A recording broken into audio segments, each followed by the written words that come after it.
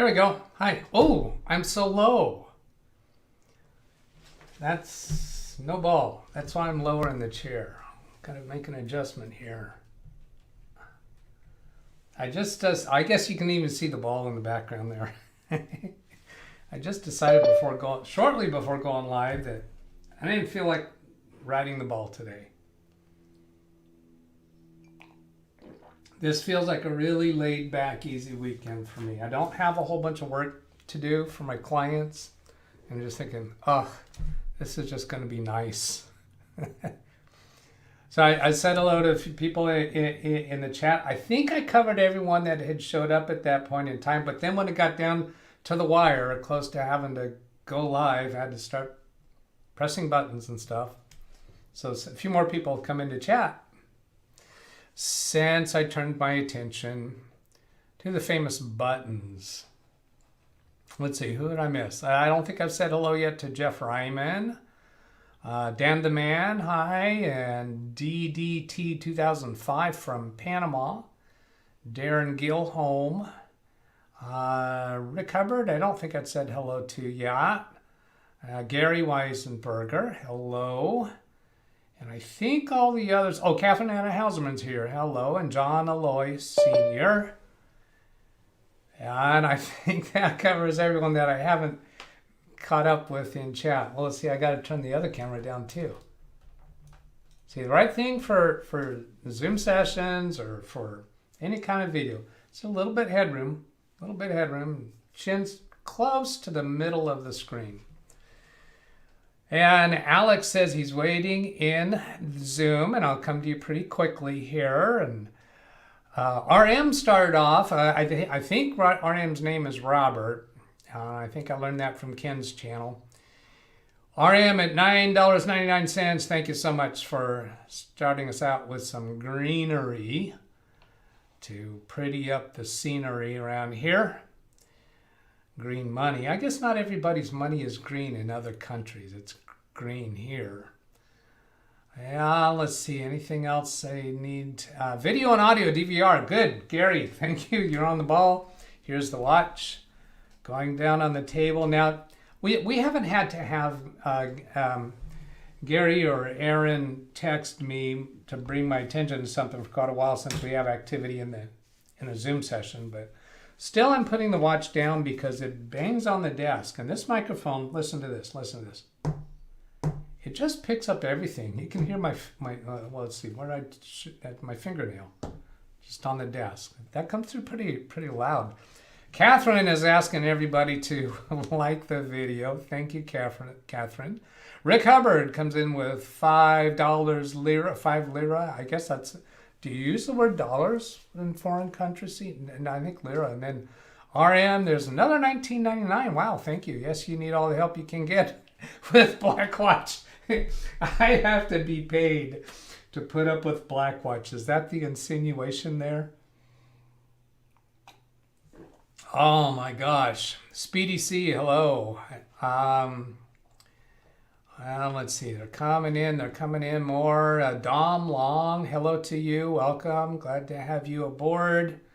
And let's see, I've already said hello to, I think, to B.H. Ringer and Rick Hubbard and Blackwatch. It's pounds in England, so it's 5 pounds. It also seems to be, you don't say 5 English pounds, you say 5 British pounds. I think the proper word is British. Blackwatch says, oh crap, Doug, pounds sterling. Oh, okay, I get it. That's a Blackwatch level humor. And 5 British pounds. Yes, British is the right word from DDT 2005. DDT, I think, isn't that a hazardous agricultural chemical known in America? I doubt that that's what he's trying to reference. Maybe DDT is your initials. Could you please send me the Zoom data? Sure. It's the Zoom credentials are the same as previous. And what I'm going to do is I'm going to go ahead and bring some people in Zoom, and then I'll switch over to my email on this one and send that out to you, Catherine. Let's see. So I'm going to switch over here without messing up the video stream. Go to participants. Alex, Chris, and Gary here admit all. Because we like to live dangerously, just admit everybody. Now then, let's bring up the Zoom. And there they go. Gary's coming in. Chris is coming in. Alex was first, I think, with audio. And Gary and then Hello, Doug. Chris. Hello, Alex. How are you? I'm doing all right. I just wanted to hop in real quick. I probably won't be able to stay on but just a few minutes because I got my customer showing up to pick up her computer. Okay. So, did you have anything to report or news or you got? Well, I got everything. I got everything done. All the Windows updates have been ran, so it's up to date. I just checked again for Windows updates today. Okay, well, let's catch up on. It's possible that some of my audience didn't follow on Ken's channel because what we worked with last week with you on that computer. You worked further with Ken on his Ken Stout's channel, and I came in there one day and we worked on it, and it all got fixed up. That was the one where the graphics card would, when you had the graphics card in, we couldn't get into BIOS, and you wound up fixing that. You wound up fixing that by upgrading the BIOS, and then you were able to put the graphics card in and still access BIOS, and you got that computer working. Did I leave anything out there? That was kind of very, very brief. You did not, but I really appreciate you for coming in and helping with that because I don't think I would have ever figured that out if it hadn't been for you and Jeff and Ken. Well, that's a big reason why I wanted to do this channel. So that was really satisfying and fulfilling, and I was really happy that it turned out well for you and for your client. Okay, so I'm trying to go find those the credentials so that I can send to Catherine. My client, I don't believe she even realized that the video card wasn't working correctly when she first got the computer because that was the original BIOS that came with the computer when she got it. So yeah. I don't think she even realized that the video card wasn't working correctly. That's probably true. Alex, 2 quick questions. Has she picked it up yet? She's on her way right now. So she's running late. And 2, I thought that graphics card was an add-on. Okay, whatever. You mean it wasn't purchased from the manufacturer with that video card? Correct. Yeah, that sounded. He claims that it came with the computer, but I have no idea. Well, the one Alex showed me was a PNY, and I doubt HP uses PNY. It's possible. Well, I'll tell you what, my experience with my clients, I've had many times when they don't remember accurately the history of their computers. And I've actually found that true myself. So I'm suspecting that she probably doesn't remember or wasn't aware or something, and that card probably did not come from the manufacturer. Whoever worked on it may have swapped cards. I mean, just being possible. Might have stole her other card and put that bad one in or whatever. If it is bad, I don't know if it's. Yeah, it's probably not bad. It just, once you got the right BIOS, it seemed to function fine. Incompatible. How's that? Yeah, incompatible with what was on the machine. The BIOS, and sounds likely that the Windows update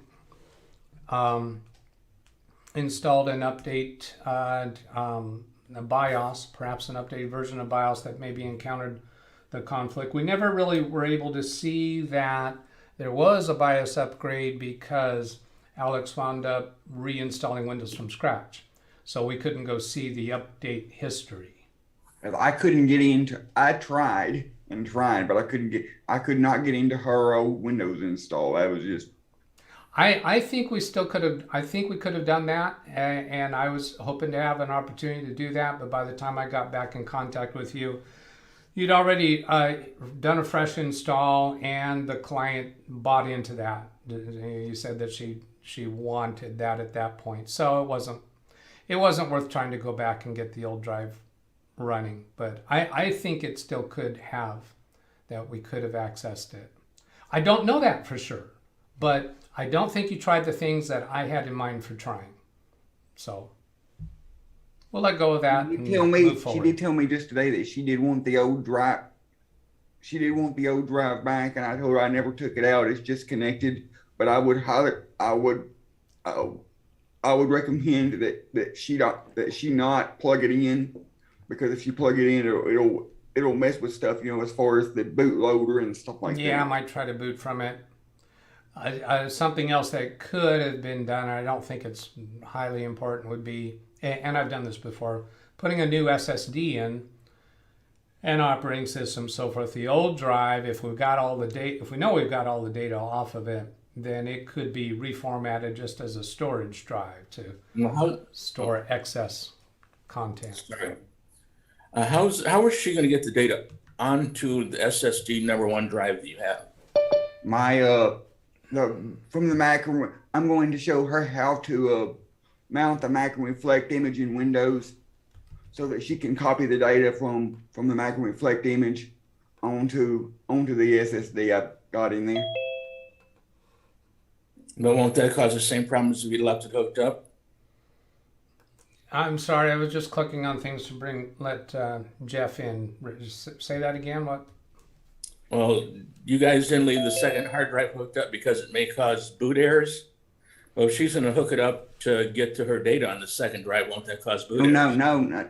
No, Gary, she's not going to plug in the physical hard drive. I made an image of the full hard drive, so I'm going to show her I installed Mac and Reflect on the SSD.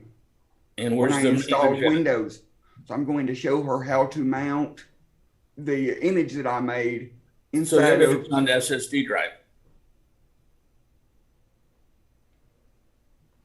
Where is the image? Is it on an external drive that she'll be using it from? The image of her original hard drive is on her external hard drive she gave me.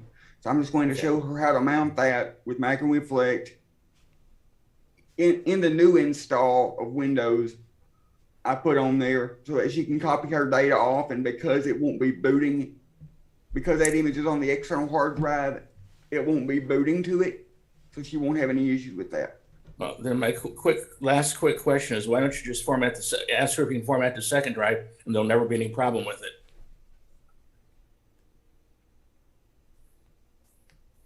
Done. I understand where you're coming from, but I just don't feel comfortable doing that, because there may come a point where she. Let me see if I can mediate here.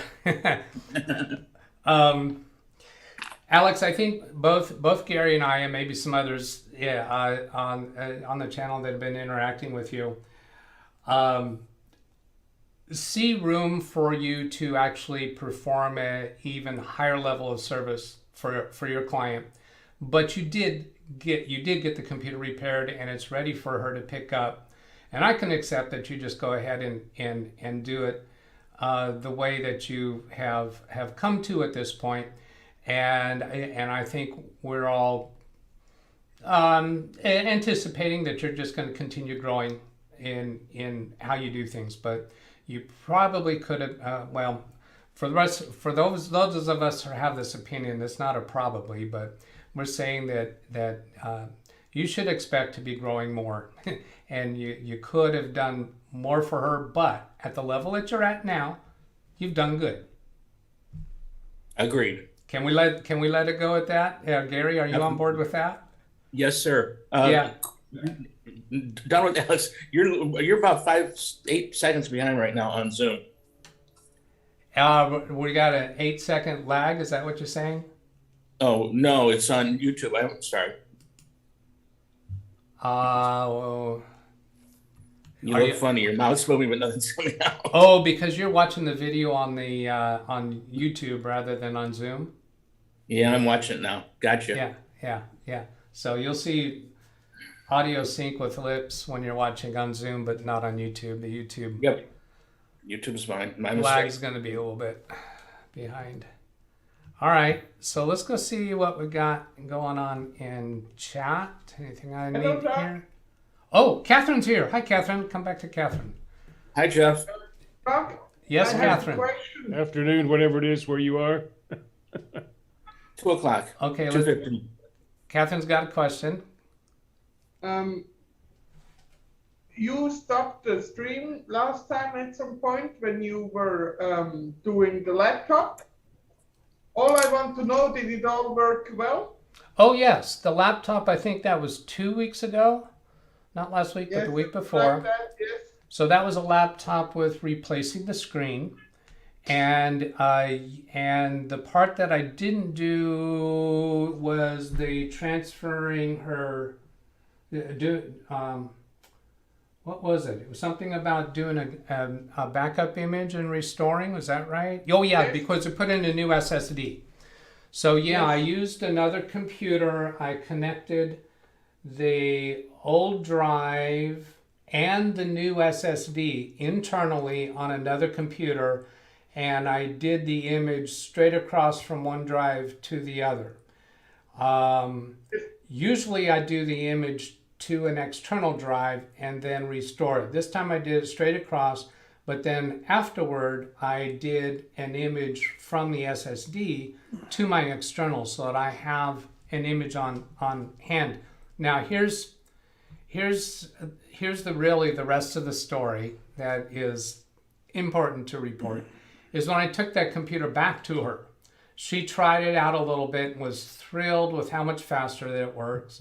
She was thrilled to have her own computer back, because when she originally gave it to me, the notion was that she was going to try out the Chromebook and maybe stay with it, and maybe I give her back the laptop with the ability to connect an external monitor. But we went the route of replacing the monitor, and she was really happy about that. But here's the surprising thing.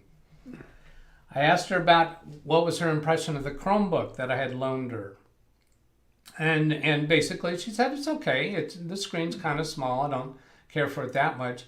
But before I left, she wound up talking herself into buying that Chromebook from me. Because they have a motorhome and they travel. And she said it'd be a whole lot more convenient to take that Chromebook because she wouldn't be worried about losing it. Her laptop was, it's one of those older models, kind of clunky, kind of heavy, and but it has all of their history on it. And she was a little nervous about when they're out traveling the country losing it. So she wanted that Chromebook. So she paid me for the Chromebook. Well, I'm going to bill her for it.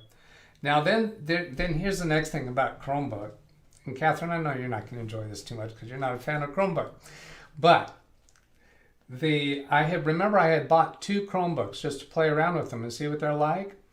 Well, I was intending to retrieve that Chromebook from my client and then give it to my younger brother Bob so that he could try it out. Boy, Jeff, you just got all kinds of weird things going on. Camera's moving.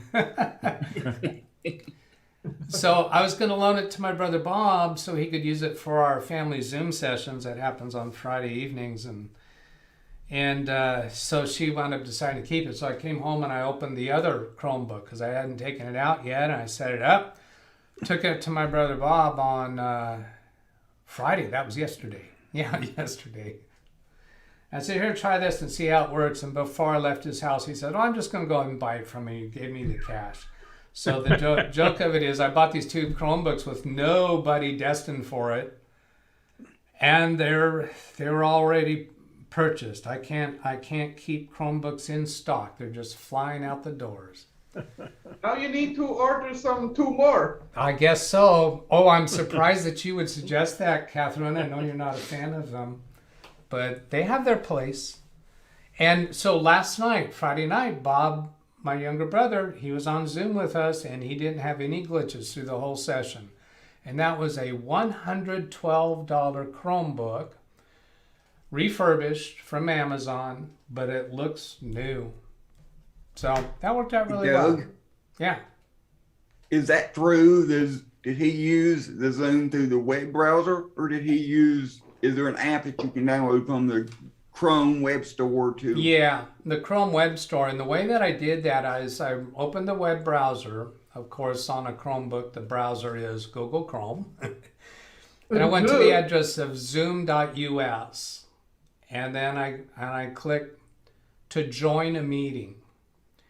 And when I tried to join a meeting, it went to the Chrome store and downloaded the app. So it was like it seemed to me like it won't run straight from the browser. It installed the app, which is fine. Yep, it's better anyway. So Yeah. Now the microphone was lousy. When he came into the Zoom session, he was much quieter than everybody else. If he got his mouth right up to the lid of the laptop, it sounded more okay, but we tried all the volume adjustments, nothing worked. So he had a headset with a microphone that he had on hand from doing Zoom sessions with his company that he works for, and that made it fine. So the microphone was lousy. The camera's not real great, and on his side, you know, when you see yourself in a Zoom image, the Zoom image of himself when he's looking at the laptop is kind of jittery, kind of a slow frame rate, and I noticed that here in my office when I tested it. But it looked pretty okay for us. His camera was not as good, but it kind of took a discerning eye to notice that. Now that's not because it was a Chromebook. That's because it was a cheap Chromebook. yep. Better Chromebook would probably do better. I think I've seen an $800 Chromebook, if I'm not mistaken. Oh yes. You can pay a lot of money for a Chromebook. You get higher quality, higher capabilities, apparently. Yes, it's not a problem to pay a lot of money too for a Chromebook Yeah. or for a laptop. It doesn't matter really. You can pay a lot of money for both. Yeah. Similar. Carrie demonstrated yesterday about the Nook. You can get a cheap Nook or you can get a high-end Nook. Always try to get 3 of them at a time. Nook. Okay, Curly, Mo, which one was Good night, that? Gracie. Yeah. You All guys right. are showing your age. Yeah. Well, I don't think any of us are sensitive about our age. Oh, you know what? Nope. I haven't shouted out here for the Bronc 9. Came in with, now that's 5 lira, right? With that, Oh, 5 pounds, isn't it? oh, is that pounds? £5. I really need to learn this better because I think it would be a It's oh, and Tom K with $2. it's £5 sterling or 5 Great Britain pound. So is 5 British pounds different than 5 pounds sterling? No, it's the same. It's just another name for Different words. it. Yes. All right. So yeah, so far, let's see, I'll go all the way back up here because from Carrie's experience, eventually those disappear. There's RM, I believe that his name is Robert, right? Yeah, Robert Michael. Yes. Robert what? Michael. Robert Michael. Okay. Thank you, Robert. Again, and Rick Hubbard and Robert again, and Tom K. and the Bronc 9. Thank you so much, everybody. Totaling 4538 so far. So where are we going next? Did I finish this? I think I finished the story about the laptop, right? Yeah. So what she'll wind up, what I'll be billing her for is the price of the parts with no markup and no time, because she authorized me to do the YouTube videos with it. Now she hasn't actually appeared on camera, which I like to have, but it just wasn't feasible. And Blackwatch says £5. So Yes. Another name. that's another name. British pounds, pound sterling, and quid. That's kind all of this- slang for pounds, I think. Okay, so it's kind of like saying bucks for Yes. I'm Exactly. guessing. yeah, Yeah. yeah. All right. Oh, let's see. I see someone says I have a question. Bill Sony, what's this? I have a question. I was using Hallmark Studio. Some reason I have to repair installation. What causes that? So I'm assuming, Bill, that you're having to repeatedly do that. I have occasions, and I saw this recently, where I have computers that have a newer version of Microsoft Office and an older version of one of the Microsoft Office elements, specifically Access, because we have an application that runs in an old version of Access and isn't compatible with the new version of Access, and we just haven't spent the money and the time to redesign it in the new version. So every time, if somebody actually launches the new version of Access, it reconfigures the computer to where the old version won't work. So my first thought is Bill, I'm wondering if something else on your computer might be changing a configuration in a way that Hallmark Studio is essentially damaged, so then you have to run a repair. Or maybe you have an older version of Hallmark Studio and a simple Windows update will cause it problems. So you have to do a repair of Hallmark Studio to get it back to functioning. There's certainly a lot of other possibilities, but that's what comes to my mind. Now, if you'd like to come into a Zoom session with me, let me connect remotely to your computer. Maybe we can work with it more directly. If you want to come into the Zoom session and answer some more questions about it, that would be much easier than doing it through text. If you want the Zoom credentials, Bill, just send me an email, DougBetts@LiveWindowsTraining.com. And let me know in chat that you did that you sent the email, and I'll send you the credentials. So I'm putting, let's see, Live Windows Training, can't talk at the same time as I'm typing. There's my email address in the chat.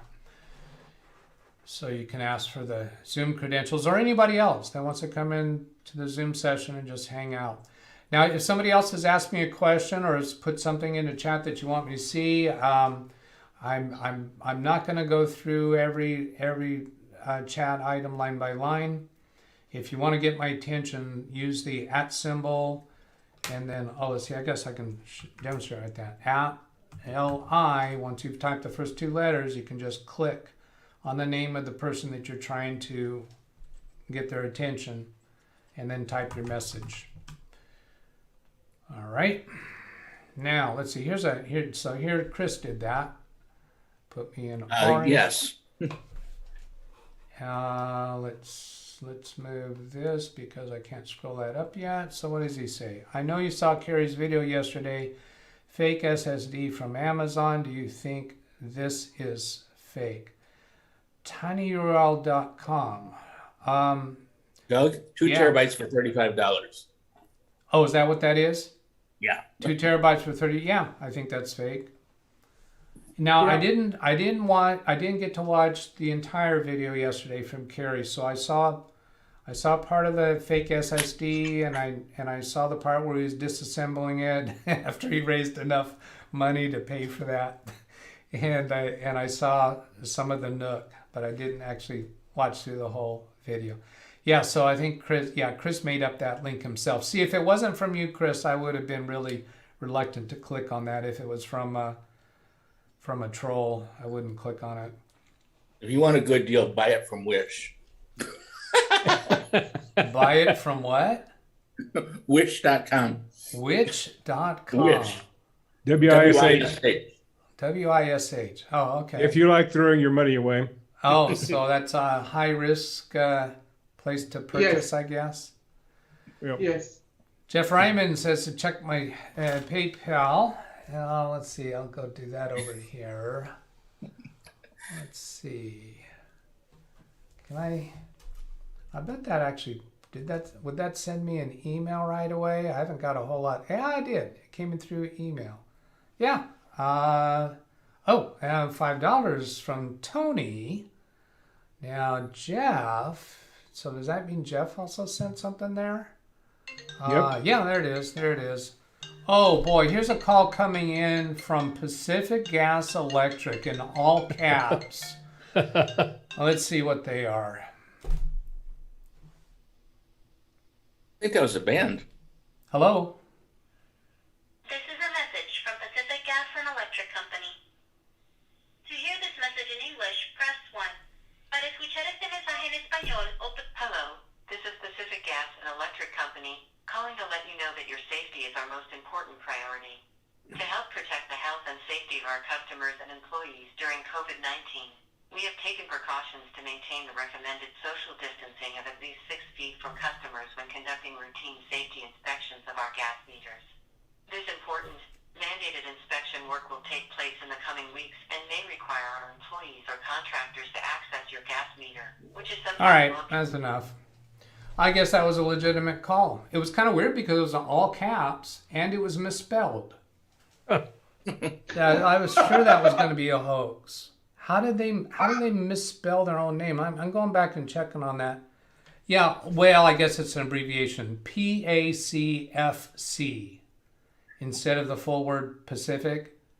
And then gas is spelled correct. And then electric, ELECTRC. No spaces, all caps. Maybe they shortened it because it can fit better on the screen. Right, I think so. I think there's probably a limit to the number of characters. So I guess that was legitimate.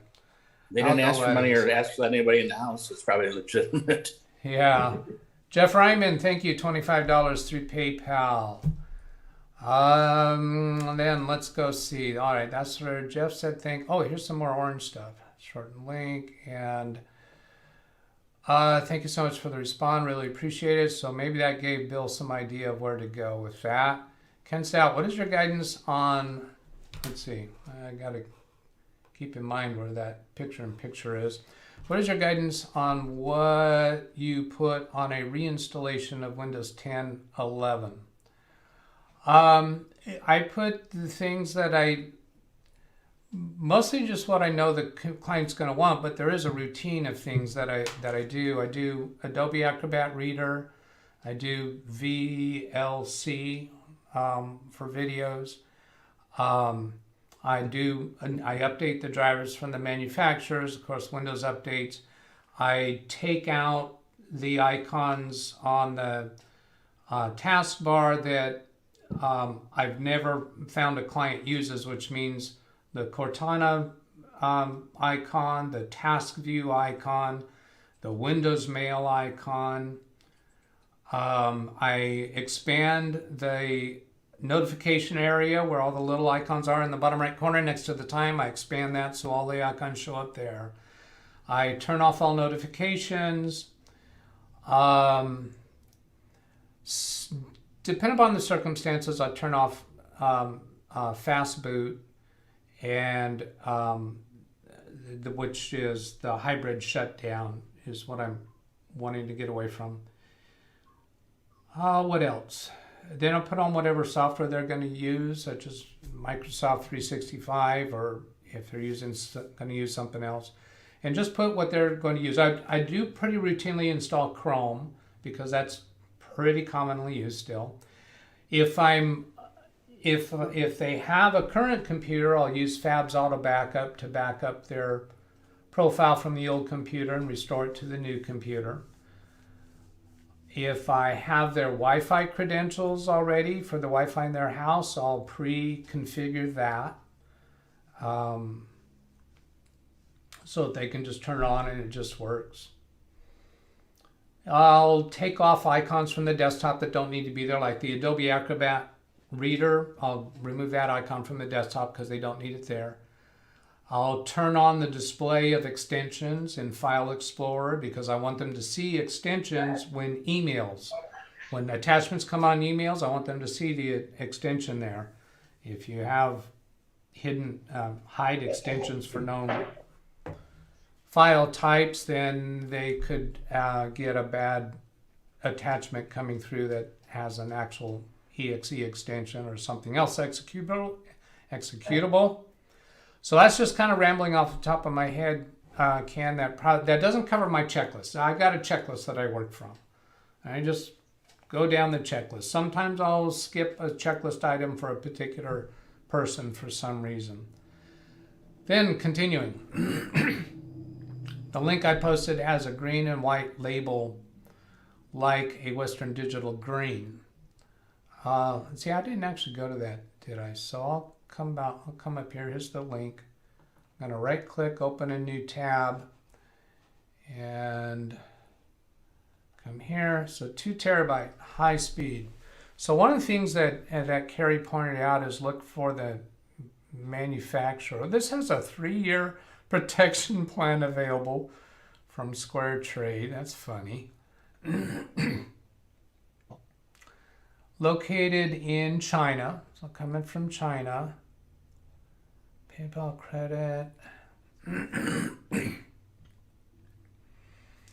Brand new, unused, unopened, undamaged, original packaging.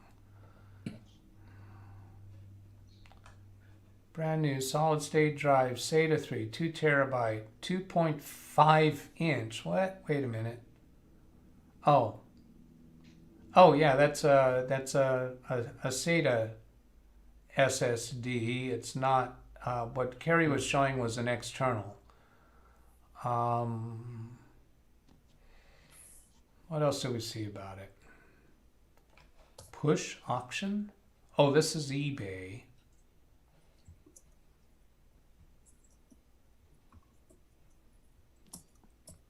Yeah, so the layout of this presentation isn't the same as it is in Amazon, but even Amazon isn't very consistent with how things are presented. So here's the seller, 1 star for the seller. They have 168 reviews. So if I actually click on the seller, oops, I'm sorry, that was covered by the picture-in-picture. Let me go back to that because this is worth pointing out. Here's the seller information, 168 reviews, a single star is their average review, 96.7 positive feedback.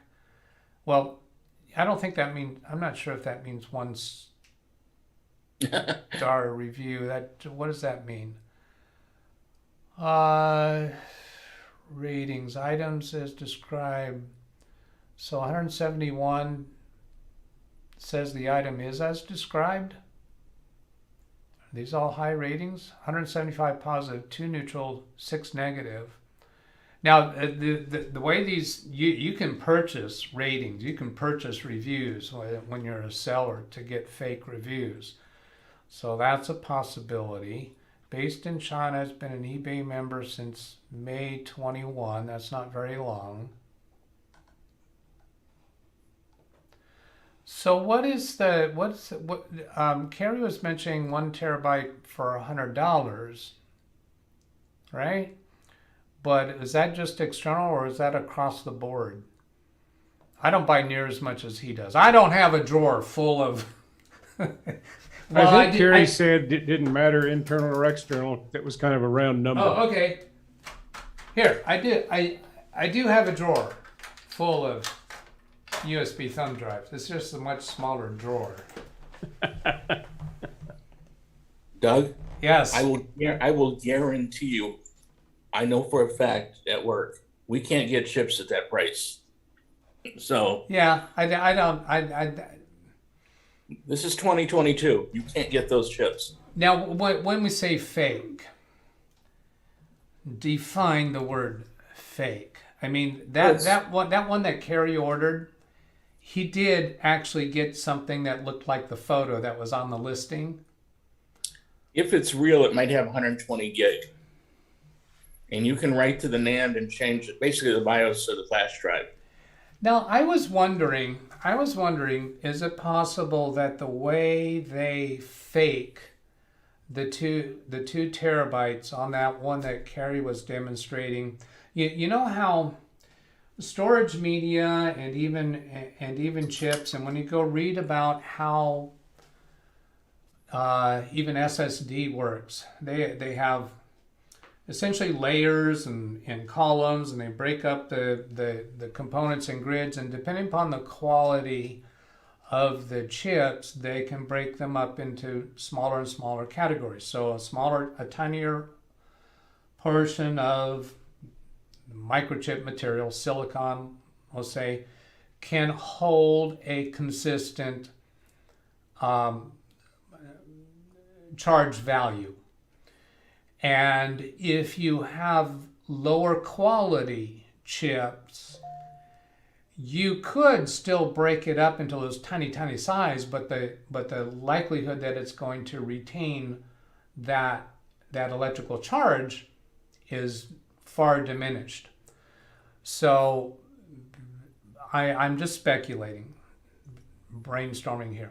Is it possible that chip that just wouldn't work at all was divided into those tiny categories when the silicon was not nearly as good to be able to substantiate that, and so the computer just keeps retrying and retrying and trying to get a successful write, and because it's so difficult to get a successful write, it is so slow. Plug in a flash drive right now. Oh, sorry. No, go ahead. No, I was YouTube again. Plug in a flash drive that you have, and it'll come up with the amount of space right now. It doesn't go out there and check each sector. Yeah, it'll come up with the amount of space right now based upon what the device is reporting to the computer. That doesn't mean the device is actually capable of performing at decent speed for that entire space. Or you go out into the BIOS and say it's a 2 terabyte drive. And then when Windows says, okay, we got a flash drive there, 2 terabyte, cool, or it goes in the hard drive. Well, I'm presuming that the computer is not testing the capability of the USB drive and saying, okay, it's this much space. I think the drive has to be reporting to the computer how much space it claims to have. Yeah, Kerry was saying the drive is reporting a fake amount. Yeah. Correct.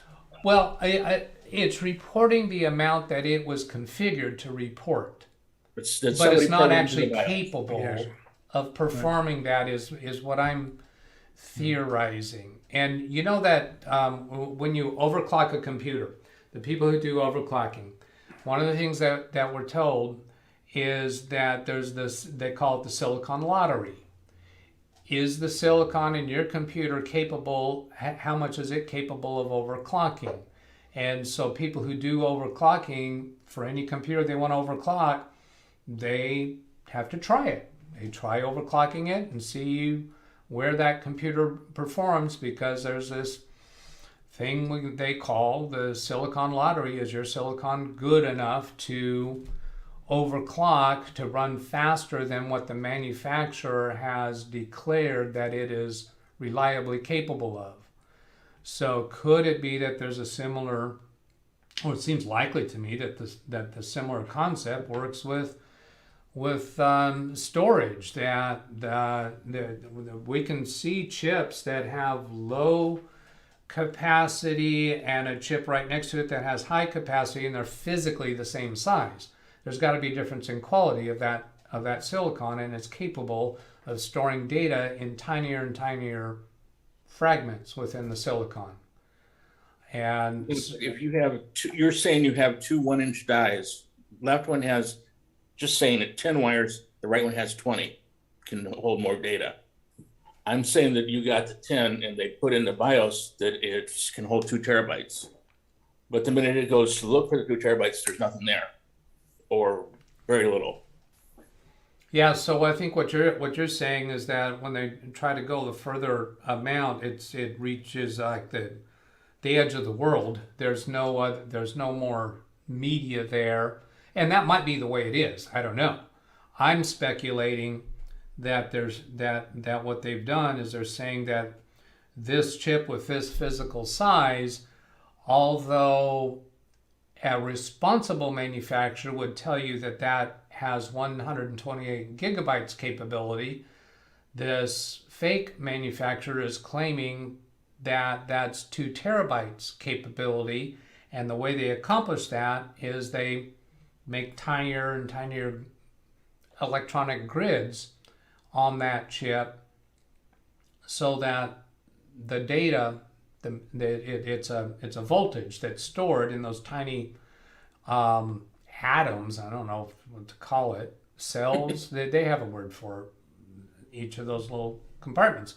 Well, you get them smaller and smaller, and the silicon just isn't good enough to retain the voltage. And so I'm speculating that what it is they're claiming it's 2 terabytes, but you may not get it to read at all. When it is writing or reading, it has to retry different spots because the early spots that it's finding aren't verifying. So it fails that area and then goes on to another area. So it takes a long time for it to write anything successfully. Now, I don't know. I haven't looked into the details of it, but that's my speculation. I agree with Gary. Okay. Fair. So, now when you have two, let's see, what do we say? Okay, let's go memory boards. Memory modules that you're going to put into a motherboard. DDR3, we'll say. So take a board that now I know some of the boards have different number of chips. Now I think they're like you either get 9 chips or 3 chips on a board. But let's say you got 2 different boards. They both have 9 chips on them, and they're drastically different capacity. So it's physically the same size chips. How is the chip with a higher capacity, the board with a higher capacity, fitting more data on there? It's got to be fitting the data in tinier and tinier fragments on the chips. Actually, they're putting parity on the same chip now, so there's only 8. Oh, is there only 8? I haven't paid attention. And 4, whatnot. All right, 8 or 4. There's going to be 8 or 4. All right. So anyway, we both got out. Gary and Catherine's side and my side, we both got the ideas out, and I don't think any of us really care. No, just don't buy it. Gary, what were you saying about prices a minute ago? What? I thought you were saying something about the prices a minute ago, that you couldn't get something at that price. Yeah, I can't get the chips inside of the thing for that price. I mean, I just did a quick search on Amazon. There's a lot of SSDs, both NVMe and SATA, for around $100. Say Yeah, from for 2 90 gig. to 110. For 2 gig. No, 1 gig. And I said for $35, I can't get the well, price. okay. I thought you were commenting on Carrie's thing about $100 a terabyte. No, I was commenting on $35. If that was real, if I was real, I'd take the company credit card and buy 1 million of them. Yeah. Okay, let me go catch up here. There's some more orange here. Let's see. I think, yeah, DDT 2005. Carrie says that a real SSD costs around $100 per terabyte. The fake one was nowhere near that price. Yeah. Going to the next one. Ken says thanks. Chris, I forgot to mention it came from China. Yeah. Bill, Sony TT, $20. Thank you. And let's see, looking for orange. Again, if you want me to catch something, I see Alan here. Alan Barsness, hey, you've been around plenty enough. Let's go make you moderator. Then 2 hours later, we all agree. Hugs all around. Whoops, I said I'm just going for orange. These fake SSD are just small SSD, probably 128 gigabytes that have been flashed to show 2 terabyte. That's basically what I'm saying. What are fragments? Fragments is not the word that they use, but I've read up a couple times about how SSD storage is configured and how it's addressed and how it's essentially shaped within the layers that are inside of a chip, and they have words for the layers and the columns, and each cell, and basically what I'm saying a fragment is there. If you can think of a three-dimensional, what was that? What was that on Star Trek? The thing that No, holodeck. No, not the holodeck. The chess, the three-dimensional chess.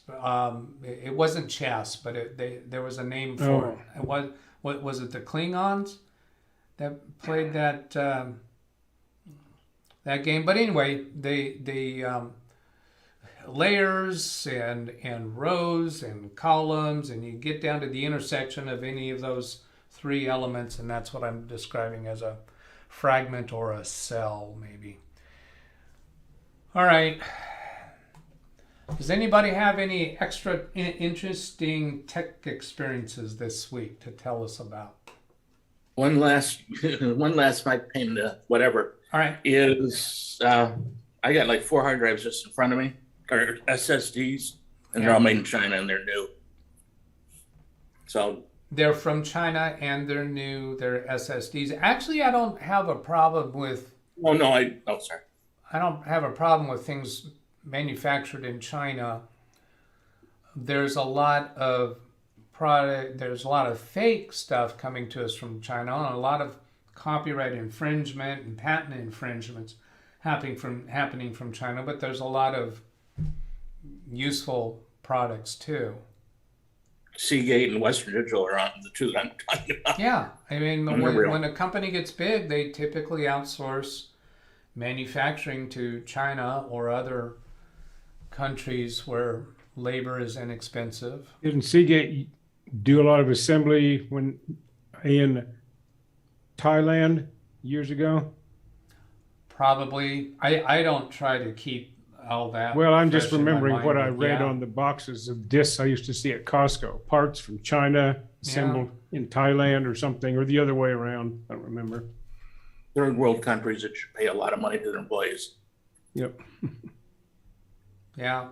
So, and I've also heard from, like, I'll listen to podcasts and interviews, and like there's one podcast called How I Built This that interviews people who built companies from their garage up into multi-million-dollar companies, and they talk about their struggles, and when they start having their products manufactured overseas, quality control is a huge challenge for them.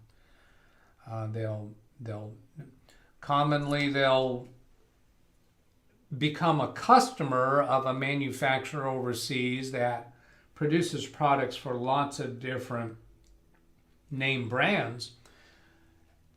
Now, how do you get quality control out of them when you're just one of their customers, as opposed to building a factory overseas and totally running the operation with your own executives where you do have control over quality?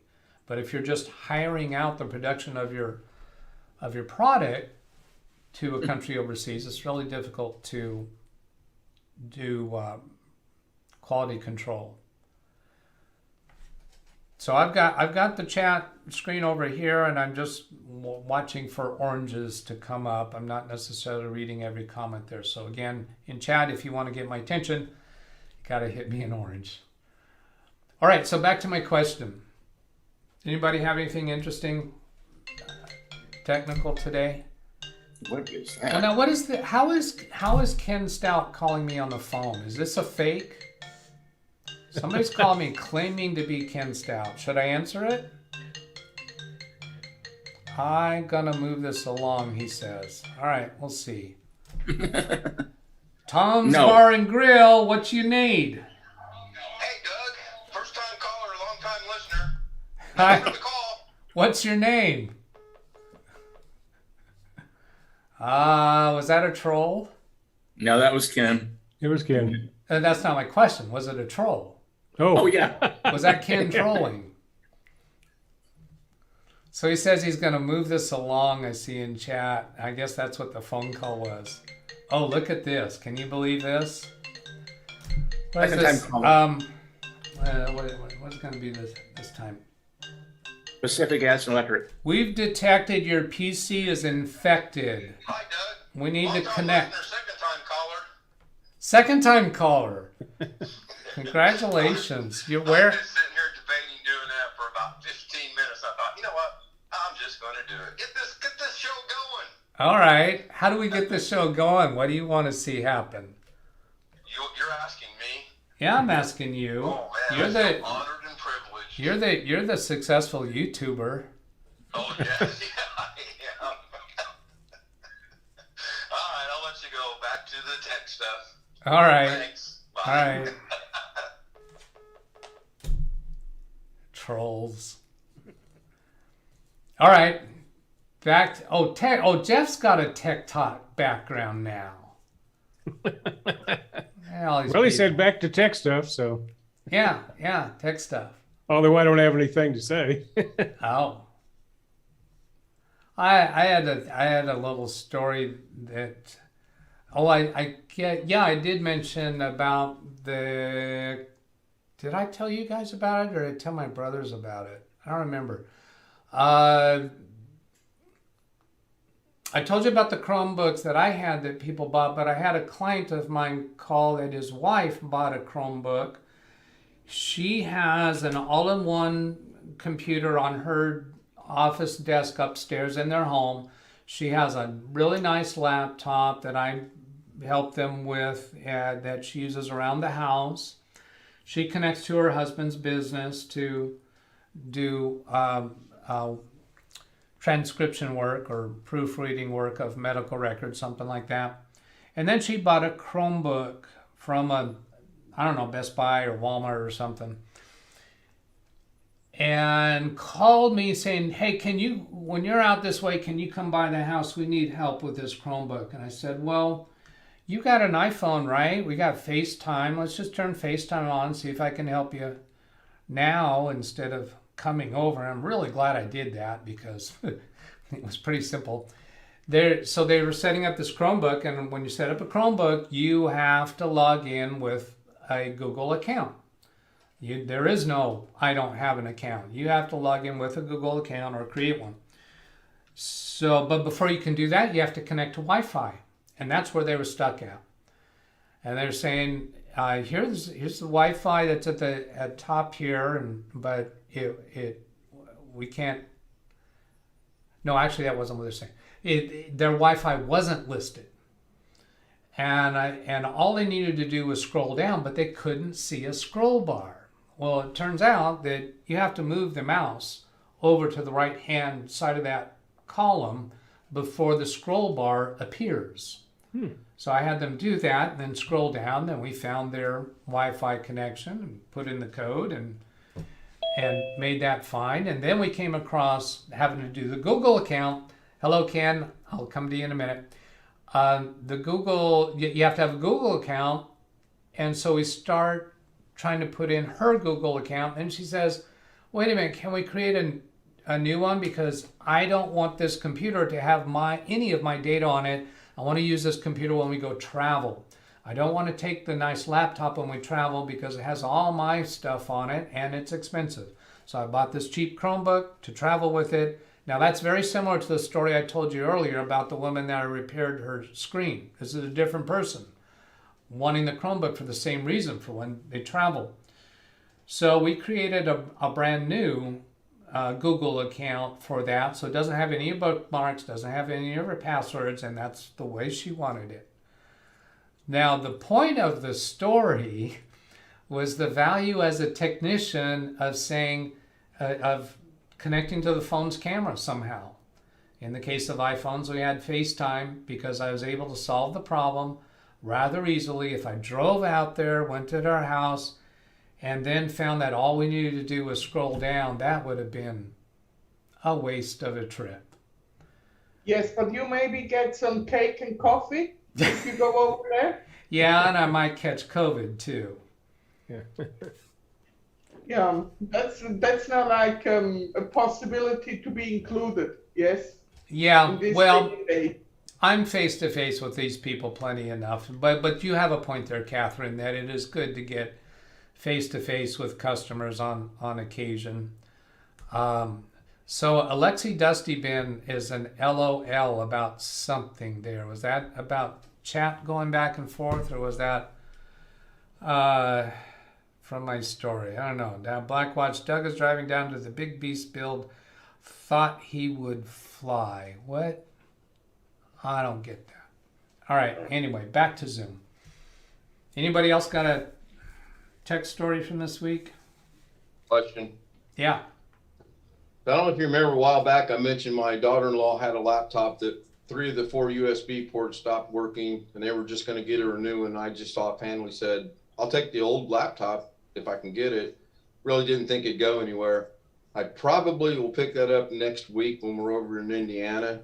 If you want to get together and figure out how we can dissect it, figure out what's wrong on a Zoom session, Yeah. we can do that. Sounds good. What is it? Was that a laptop or desktop or what? Yeah, it's a laptop. It's a laptop. Yeah. 3 of the 4 USB ports stopped working.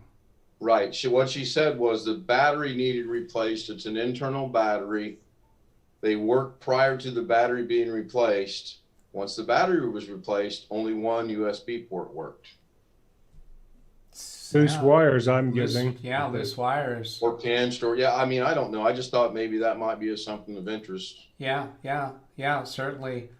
Another thing I saw on somebody's channel, I don't remember whose, is a screw being put in the wrong screw hole and putting pressure on a USB port. That was on your channel where you put a, or was that someone else? Because I remember seeing the same thing. Yeah. I don't know. I'm confused. Yeah, it wasn't my. Okay, well, I got to go. Thanks for taking my call. So Ken, when you were asking your question, you kind of slouched down into your chair so that your head would fit just in the right place of that background. Is that your strategy? It's many years of practice right there, Doug. Many years That's of your practice. successful YouTube channel. That's the way you do it. Yeah, well, I'm sure. When we get together late at night when you're sleeping, we talk tech and to make sure we're all, go ahead, Jeff, change it. I'm waiting. Yeah. I've taught these guys well. Yeah, Nah, that I get comfortable. Now, there are certain things I do have in the background that I do have to slouch completely out of the picture.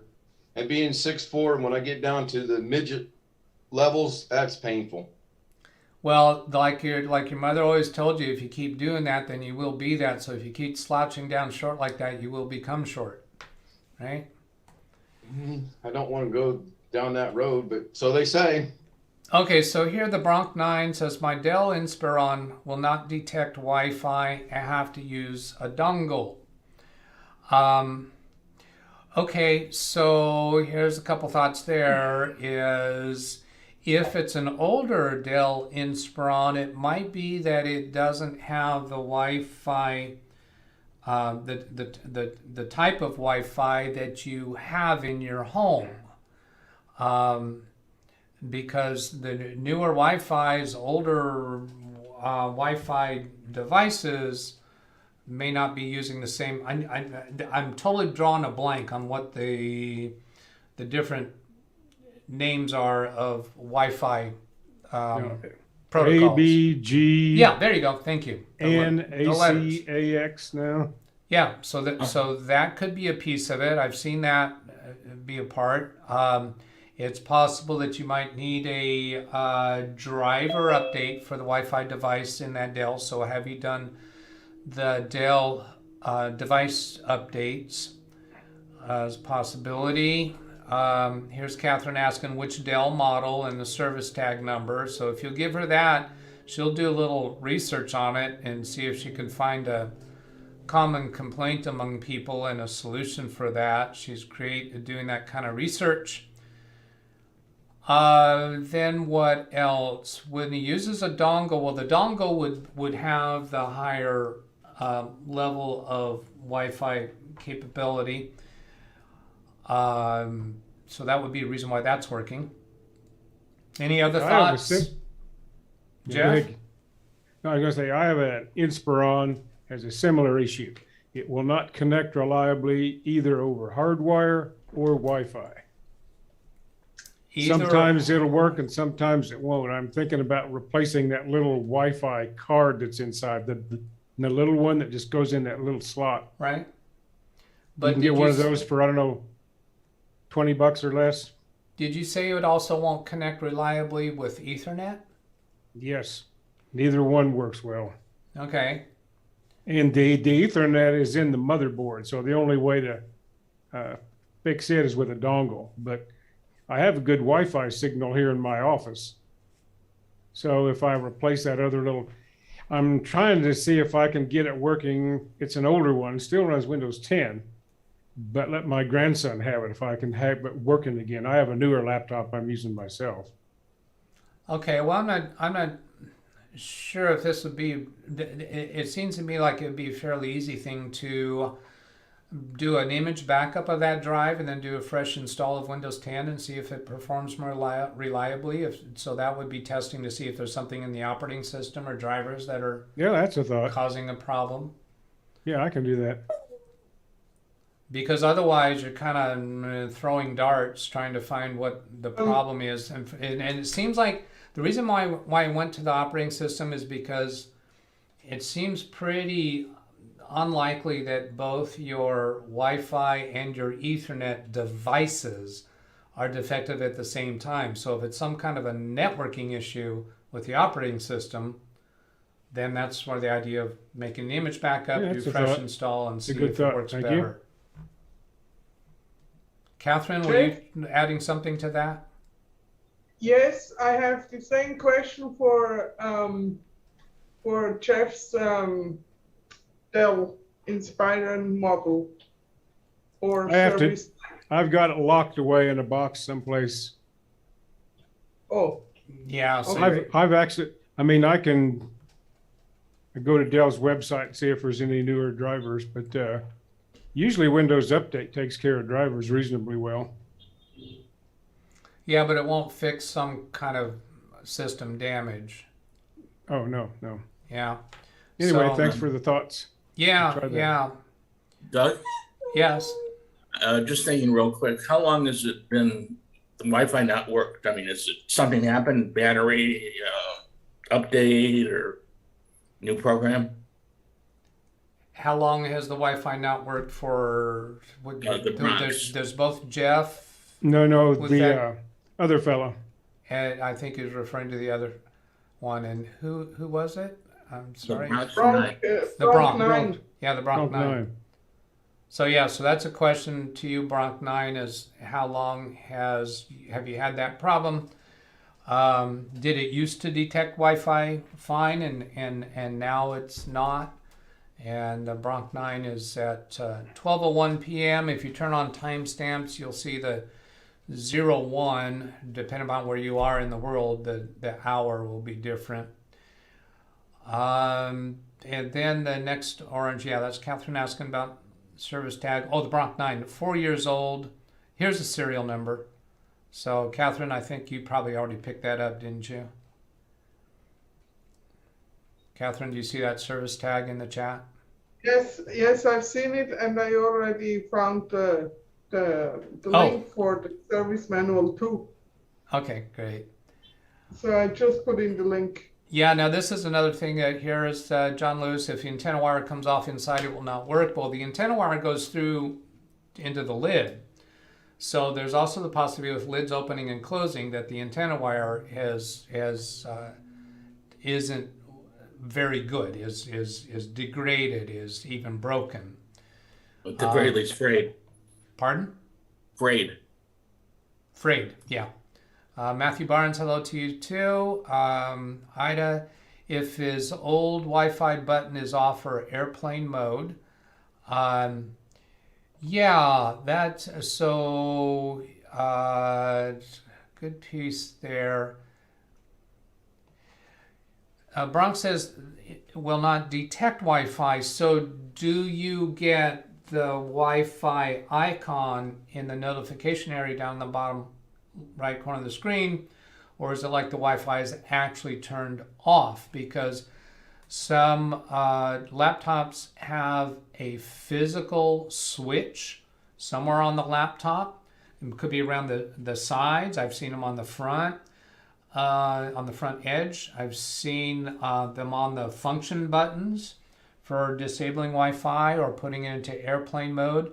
Do you have an icon of an airplane symbol in the notification area?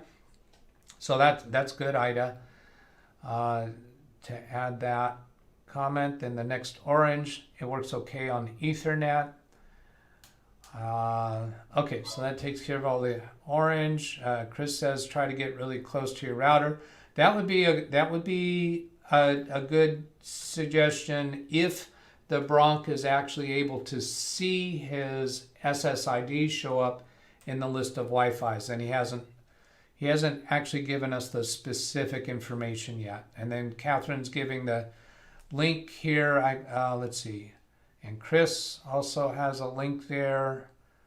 Catherine's got a link to topics PDF. So that sounds like it might be specifically... That's a service manual. Oh, service manual. Oh, okay. Yeah. Yeah, since it said topics PDF, I was thinking you might be going straight to something that tells of this issue. Is there anything specifically in there for us to go look at, Catherine? So far, I'm just starting working on it. Okay. looking into looking at the layout of the PC. Oh, well, yeah, that would be a first thing, is to see if it has a switch. Let's see. I'm going to try. Where's the Control F for find airplane? That comes up with 0 search hits. Oh, this might be the wrong manual to do that. To do this type of search. Oh, right, because this is the service manual. So that's disassembling it. Yeah. So no, the user manual would some other manual that actually shows all the buttons and switches and stuff on it would be appropriate for that. All right, back to Zoom. Anybody else got a tech story this week? Did you fix anything? Did you break anything? No. It's boring, I know. Sorry. Catherine, I know you've probably been helping people with parts for custom PC builds. Yes, I did a list for Tim. So well. Oh, did you? All right. Yeah. Yes, I made one. So is he's going to build a computer? Yes. Great.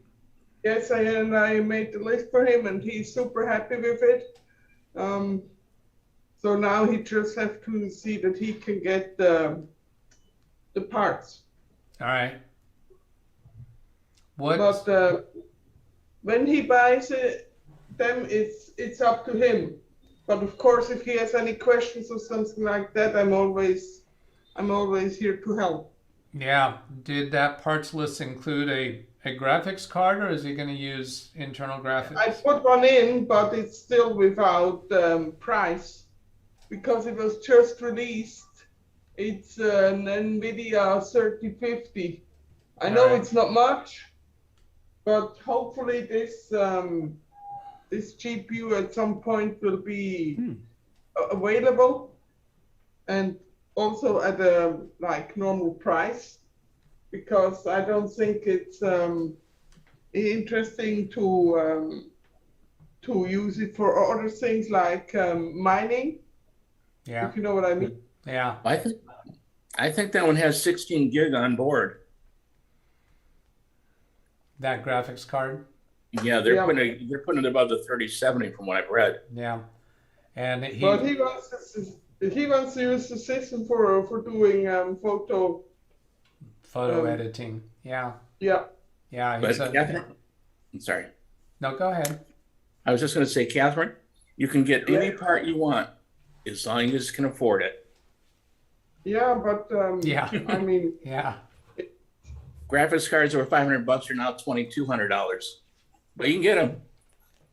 Yeah, of course. It's just if you're willing to pay this amount of money, and most people, I mean, if you are a millionaire, it really doesn't matter. Yes, it doesn't matter if you pay $2,000 or $4,000 for a 3090. Yes, but for most people, if they spend $200 or if they spend $900, it matters. Yes, because the difference, it could be the rent or it could be other things they have to pay, or car repairs or what else. Yes, so I agree totally. Okay, so If you here, find a graphics card at a good price, I got an email from Newegg about a graphics card I've been wanting. It was a 1660 Super. And they had gotten in a bunch and they were listing them for about $100 over normal list price. And by the time I logged in to Newegg, all of them were gone. yes, I believe that. So if you Absolutely. find something that's even semi-reasonable, it doesn't stay long on the shelf. let me catch a couple things in chat here. And I just noticed this one up here. John Lewis didn't hit me in orange, but I noticed he says the switch is on the F2 key. I'm assuming he's referring to the Bronc 9's computer for airplane mode. And then let's see. Well, John Lewis is saying, well, it's on his computer, I guess, the F2. May or may not be the same on the Bronc. And then Zavi Minor is asking if Bronc 9 will let me connect to his computer remotely. We can do that right now, Bronc 9, if you're interested. The way to do that is I need you to come into the Zoom session. So send me an email asking for the Zoom credentials, and then I'll talk you through letting me connect remotely so that we can try to troubleshoot your Wi-Fi live right now. And Bill says he fixed his problem with Hallmark Studio. Thank you, Doug. That's not enough, Bill. I want to know how you fixed it. I need more. What's the rest of the story? That's Bill said his Hallmark Studio was needing to be repaired, and I gave him some feedback on that, and you fixed it. So how? What happened? I want more. And then Chris to the Bronc, that may be close enough if wires are disconnected or broke. Just be sure you can get right next to it like an inch. Yeah, if you're seeing the SSIDs, if you can get a list of SSIDs, if you actually have a Wi-Fi signal in the notification area, then try getting real close. Jim says 5 minutes behind. I assume that means he's watching DVR to catch up. And Wintermute FN plus print screen to turn wireless on and off. I'm suspect. Yes. Is that it, Catherine, for that computer? Yes, yeah. For Brown's computer, it's FN plus print screen to turn off or on wireless. Yeah, so that's hold down FN and then tap print screen and watch the notification area. You should see a change in the notification area. Maybe this notification pops in the middle of his screen, so... Yeah, it could be in the middle, yeah. And then here Wintermute has given us the link where that is shown in the manual, so we'll go look at that. Up here. Yes. Yeah, so this is keyboard shortcuts, and then here's FN plus print screen, turn on off wireless. And it's on page 19. 9P? 90. No, page 19. 19. Okay, page 19. I'll go to that in a minute. I want to point out this first is you should see it on the print screen key. You have the emblem of the wireless tower here. So yeah, and then go to page 19. Let's go page. Let's see. This is a web page. This isn't the actual manual. Here I'll go to PDF and then probably page 19. Come up here and do page 19, enter. Yeah, here's where that same listing is shown in the manual. And I'm gonna make us smaller. And then this one right here. All right. So we're eager to hear back from you, the Bronc I'm hoping that your computer is there, that you're going to try it now and let us know.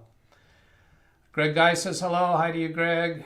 Bill says just needed window update and software update. Ah, perfect. That's how you fix that. She's in the PDF. That's referring to Catherine's reference to the page number. We got that figured out. It's about time. Greg Guy woke up at 1:30. Oh, that's not orange to me. What am I doing? Ken Stout says nice to Bill. All right. I've got a client. I've talked about them before, particularly in Tech Tales, the Law Office Papa. And we went recently through getting their cybersecurity insurance renewed to insure them against ransomware. And I've been dropping hints to them that I need to have a meeting with them about a 4-year plan for their computers. We had that meeting yesterday, and I talked with them about really a lot more money into upgrading their systems, because we've been installing computers over them over the last decade or so, mostly manufacturer refurbished HPs or Dells. And so that saves them a lot of money. But none of those computers are going to be Windows 11 capable, and they are not going to be able to rise to the level that the cybersecurity insurance is wanting us to have. In order to qualify for their cybersecurity insurance for this renewal, we had to change their the way they use LogMeIn to connect remotely to their computers, so that they all have two-factor authentication for their connections, because we didn't have that previously. And they were able, when they connected to the one account for the whole office, they could see other people's computers. So now they can only access their own computers, and there's two-factor authentication. But what I've got them now prepared to do is we're going to start replacing their computers with brand new computers. Haven't decided yet whether it's going to be HP or Dell or Lenovo. I want to compare them. And do so Windows 11 with a secure boot, and upgrade buy new servers so that we have Active Directory and we have security policies, global policies, and have the system clamp down. They won't know each other's passwords, and really get in good condition for a cybersecurity profile that our law office should have these days. Now, this office did have a ransomware attack back at the beginning of ransomware. It was my first awareness that ransomware was a thing. And it encrypted their backup drives that were connected. We were rotating backup drives, so we were able to restore, but at that point in time, their in-house staff was responsible for double checking to be sure the backups were working, and they had not been working for a couple of weeks. So we actually lost a couple of weeks of work. Did not pay the ransom. And it was around $600 to $800 ransom they were asking for. Did I get any reactions from Zoom about how low that was? Pay it now. Yeah, but if I knew back then what I know now, I think we would have paid it, because that was so cheap. That was in the early days of ransomware. The ransomware criminals were not aware of how much they could ask for. They paid you more than Cost that. of a new computer for them. All right, one at a time. They paid you more than that, probably. Yeah, oh yeah, they paid me more than that. But part of the reason why I was inclined to advise them to not pay for it is we have no idea what else they're going to do if we engage with them at all. And ransomware criminals didn't have any reputation back then. I had to go Google ransomware. This was long time ago. Yeah. I want to say it was Windows 95 Jesus. era. Good. Yeah. Yeah. Doc, Yes. You said about Active Directory, yes? Yes. So you need to make sure that the computers they get PCs with Windows Pro. Oh, yes. Because otherwise the home and it's a business anyway, and it's a law firm. I mean, Yeah. they should be interested in their security. Yes. They are very much so. They are very much so. They told me they lose sleep over the subject of ransomware because they've been hit before, and every time they hear it in the news, yeah, it was an easy sell. And you're right, Windows. What we're going to do is Windows 11 Pro, because we're going to start replacing the computers. It doesn't make any sense for us to buy new computers now with Windows 10 Pro, and then upgrade it. They're going to pay me money to supervise the upgrade later. I'm feeling pretty okay about Windows 11 Pro. Now, I thought that one of their staff people had already allowed the upgrade to Windows 11 and was actually using Windows 11, and therefore that meant all our software has been tested by this person. I went to that person's computer yesterday and I was wrong. They have Windows 10. So it could be that somebody in the office does have Windows 11. I thought they did. I might be confused with another office.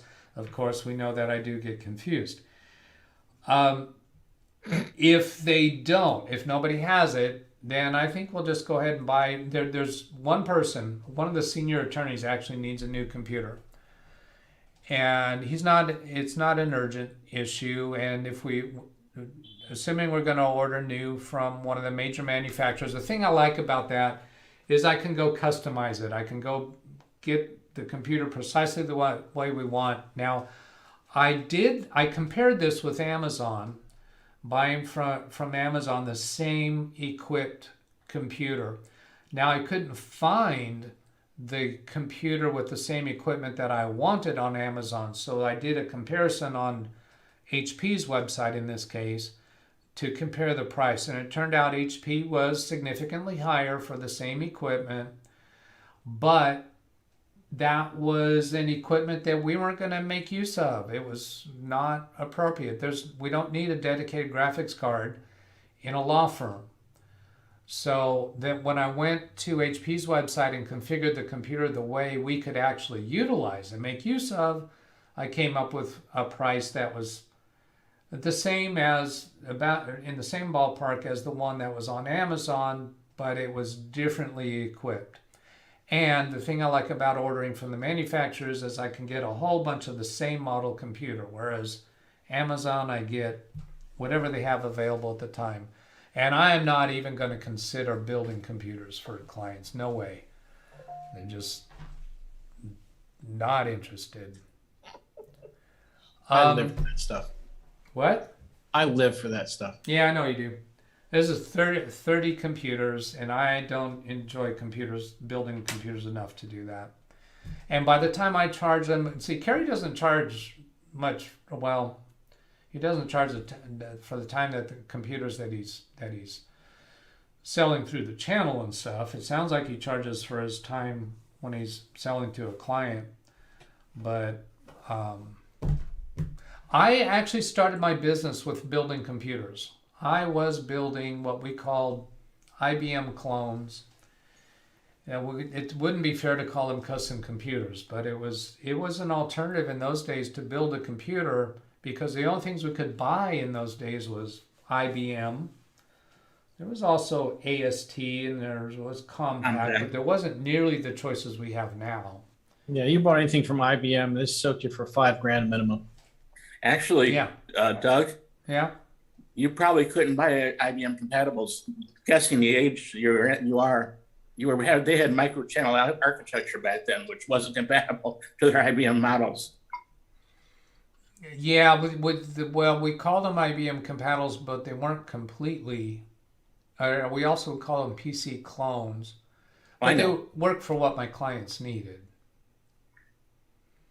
and they weren't all that expensive. But the thing that burned me out on that is every time I would go to buy the components, I would buy from a local vendor that was in business only for that purpose. And he was easy to deal with. It was easy to take returns. I just drive back and say, hey, this isn't working, and he'd just swap it out. That was easy. But from one week to the next, I don't know if I'm going to get the same manufacturer component that I got last week for a network card or a video card or a motherboard.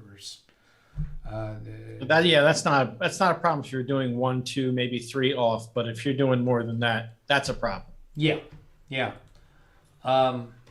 So I eventually wound up turning to buying manufactured computers. Now, did I turn to that before Amazon came along?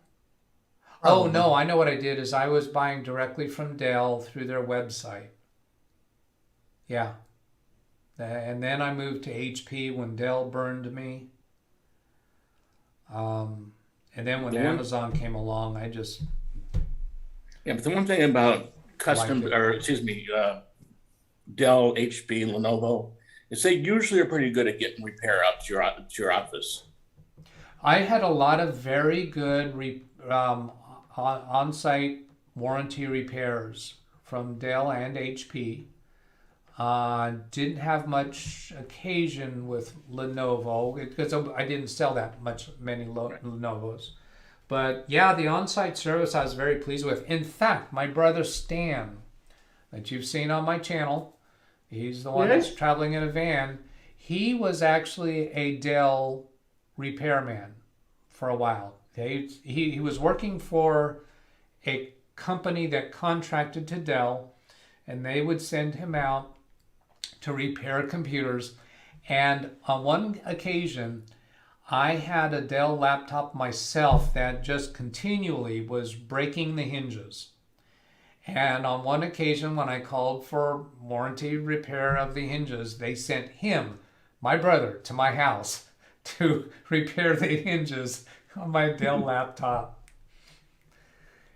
But I've had good luck with next day service. I don't know about you. Oh, yes. I had a server that I bought for a client, a convalescent elderly care facility. We had a server that it was shipped to me to install, and I plugged it in and tried to turn on, and it wouldn't turn on. And so I called them. This computer won't turn on. So, one of the things they do is they're going to talk you through some of it. And they asked me, are you okay with taking the cover off and looking inside? Yes, I can do that. My background was building computers. So yeah. So I opened the case. There was no CPU. Empty socket. Oh, okay. No wonder it doesn't want to start. I've had that at work. Except it's after a month of this computer being there. Is this a virtual CPU? Cloud. It's a cloud CPU. Cloud CPU. Yes. Oops. Yeah, that was good. Now, in that same office, that same elderly care facility, where some of their residents were in independent living apartments. Some of them were in rooms where they had more assisted care, type of thing. That you get the idea of what it is. We bought a whole fleet of new Dell computers. And over the course of a year, most of them, I think we probably bought about 10 computers, and I'd say maybe 8 or 9 of them had to have on-site warranty replacement of the motherboards. Jesus. There was some kind of, in that particular model, there was some kind of a flaw, and it would exhibit, when the computer encountered that flaw, it exhibited a certain behavior. I don't quite remember what the behavior was. I think it was probably a blue screen. And so it became, when I first called them, it was not a known issue yet. And I spent hours with them on that, and they wound up replacing the motherboard. And next time I called them, it was kind of a breeze. They said, yeah, we know this. We'll send out a technician to replace the motherboard tomorrow, or I don't know. Reminds me of an HP I had an issue with too. Yeah. So it was The motherboard in this particular case was famous for the SATA controller chip overheating and basically burning out. Yeah. So you turn on your computer one day and it says no drives found, and it's like, well, no, they're there. They're there. I can. Don't tell me they're not found. Here's a question from Chris Garrett. Did you buy A-Open motherboards? I don't recognize that name, so I don't. I do. I recognize. Do you? From the 80s and early 90s. Yeah. And it's quite possible that I bought those, but when I went to my local supplier, I just asked for a certain class of motherboard. I don't think I'm inclined to think I wasn't even specifying the brand, and I just might not have been paying attention. Rick Lates laughed at something that we said recently, and Chris remembers 2 local shops here provided dial-up internet. They had in-house dial-up servers built with A-Open boards. All right. So what else? AOL and CompuServe, and I had an CompuServe right here. Yeah. Not CompuServe. I had an ISDN line installed in my home so that I could get better speeds. 128K, if I'm not mistaken. Probably. I think so. In fact, was it maybe it could have been, oh no, I remember fractional T1 was a thing. I think I had that with some clients. I think my line was ISDN in my home. Well, interesting, if I may. Yeah. You're looking for stories? Yeah. Okay. The motherboard in question was a repair that came into a shop that I worked at a few years ago. We finally determined that that was the problem. HP wanted $300 for the motherboard. And the people said, you're out of your mind. So that got set aside, and I came back to it later to figure out what was going on with it, and then found out the problem was the SATA controller. I actually solved the problem by plugging in a PCI SATA controller into one of the slots on the board. Yeah. And got the machine up and running. I mean, as soon as I did that, hooked the DVD drive up to it, hooked the hard drive up to it, boom, she came right up. Yeah. Really weird. Wound up giving that computer to my mother for a few years. Yeah. It cost me $20 for the plug-in card. Yeah. I mean, sometimes you can do that. You can find a less expensive workaround, and it provides just as good performance.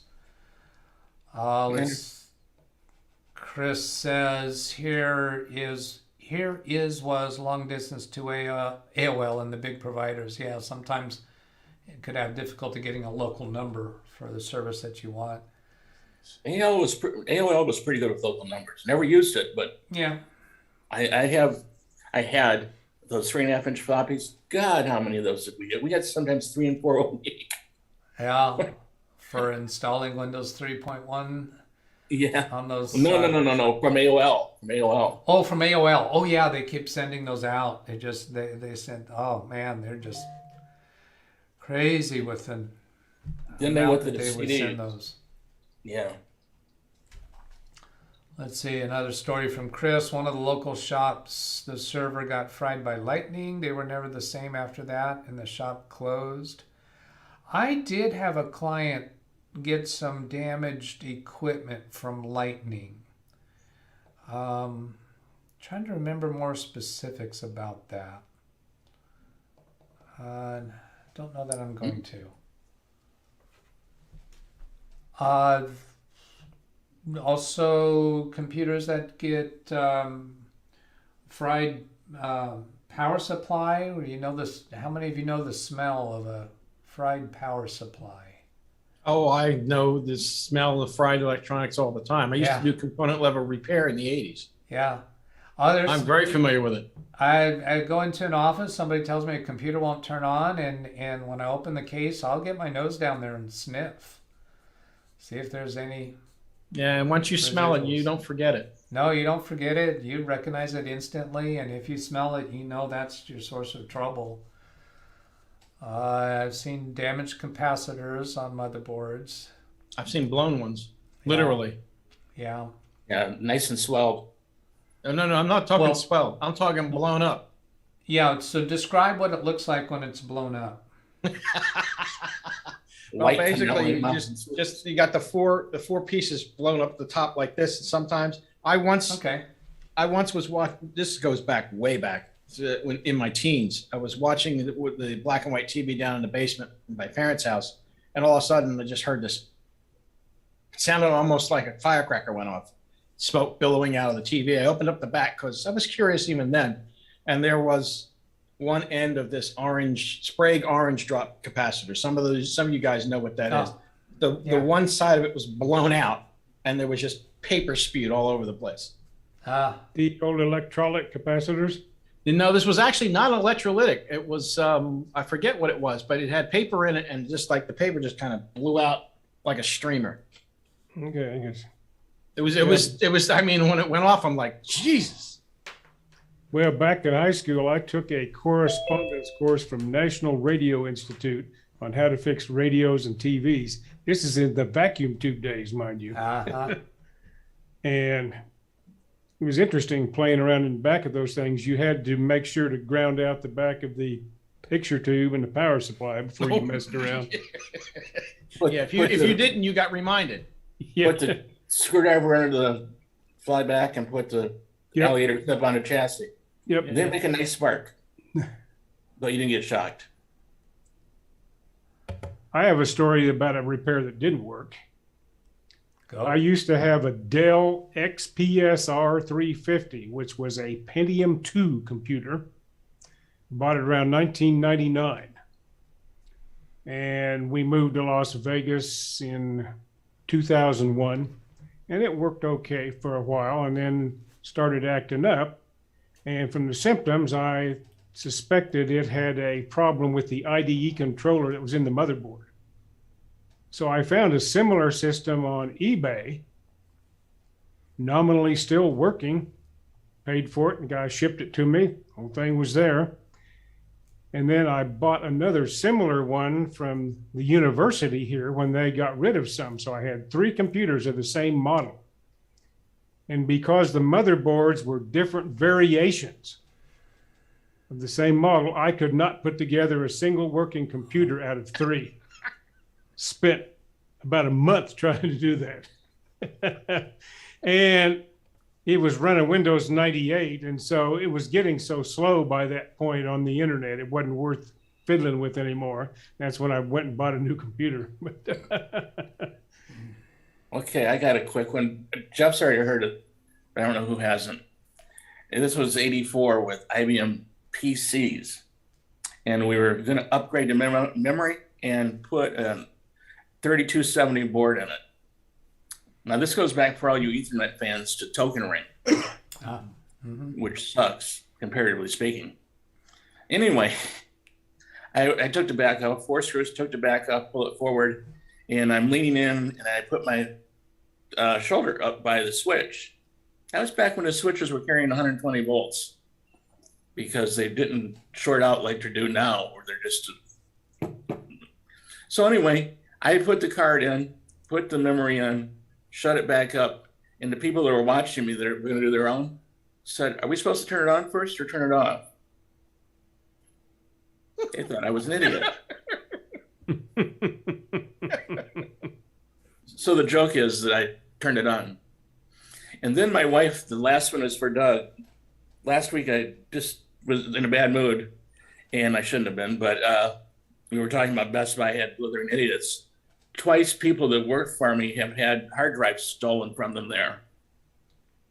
Stolen from them at Best Buy? Stolen from the computer that was in for service. Oh, wow. I mean, if it doesn't boot up because there's no operating system, that usually, I'm sorry to you, means it's not there. Oh, That's how you okay. say, here's your computer, sir, to one of them, Yeah. and it will boot up. It's pretty much so. You at least say, well, there was no hard drive when it came in, and we can't do anything with it. Oh. Ouch. That's bizarre. That's just bizarre. Yeah. And then you go back and say there's no hard drive, and they accuse you of taking it out. Don't All right. take your computer to Best Buy. That Hey, was Doug. Chris. Oh, hi, Chris. Alex is Hey, back. and Doug, I just wanted to let everybody know here that my customer just came, picked up the desktop, paid me, and she's 100% happy with everything I did. So it went very, very well. And she's gonna bring me the laptop in the next week or so whenever Okay. she gets more money, because I suspect it probably at least needs a new.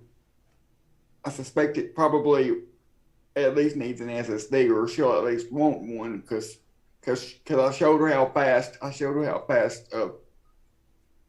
this computer is with one. Yeah. All right. Did she give you cash? Yes, sir. Good. All right. Good. Ida in the chat says, congrats, Alex. Oh, speaking of laptops, who was it who said they had the laptop that they had the battery replaced and the USB ports aren't working? Ken. Ken, That was Ken? well, Okay. he's going to Yeah. get it. His sister has it. Okay. My first guess is that when they replaced the battery, somebody forgot to plug in a ribbon cable. Yeah. Because I will almost guarantee that those ports that aren't working are on a separate circuit board that has a ribbon cable plugged in that goes to the motherboard, and somebody either forgot or didn't put it in correctly. Hey, Ken, do you know what the laptop looks like?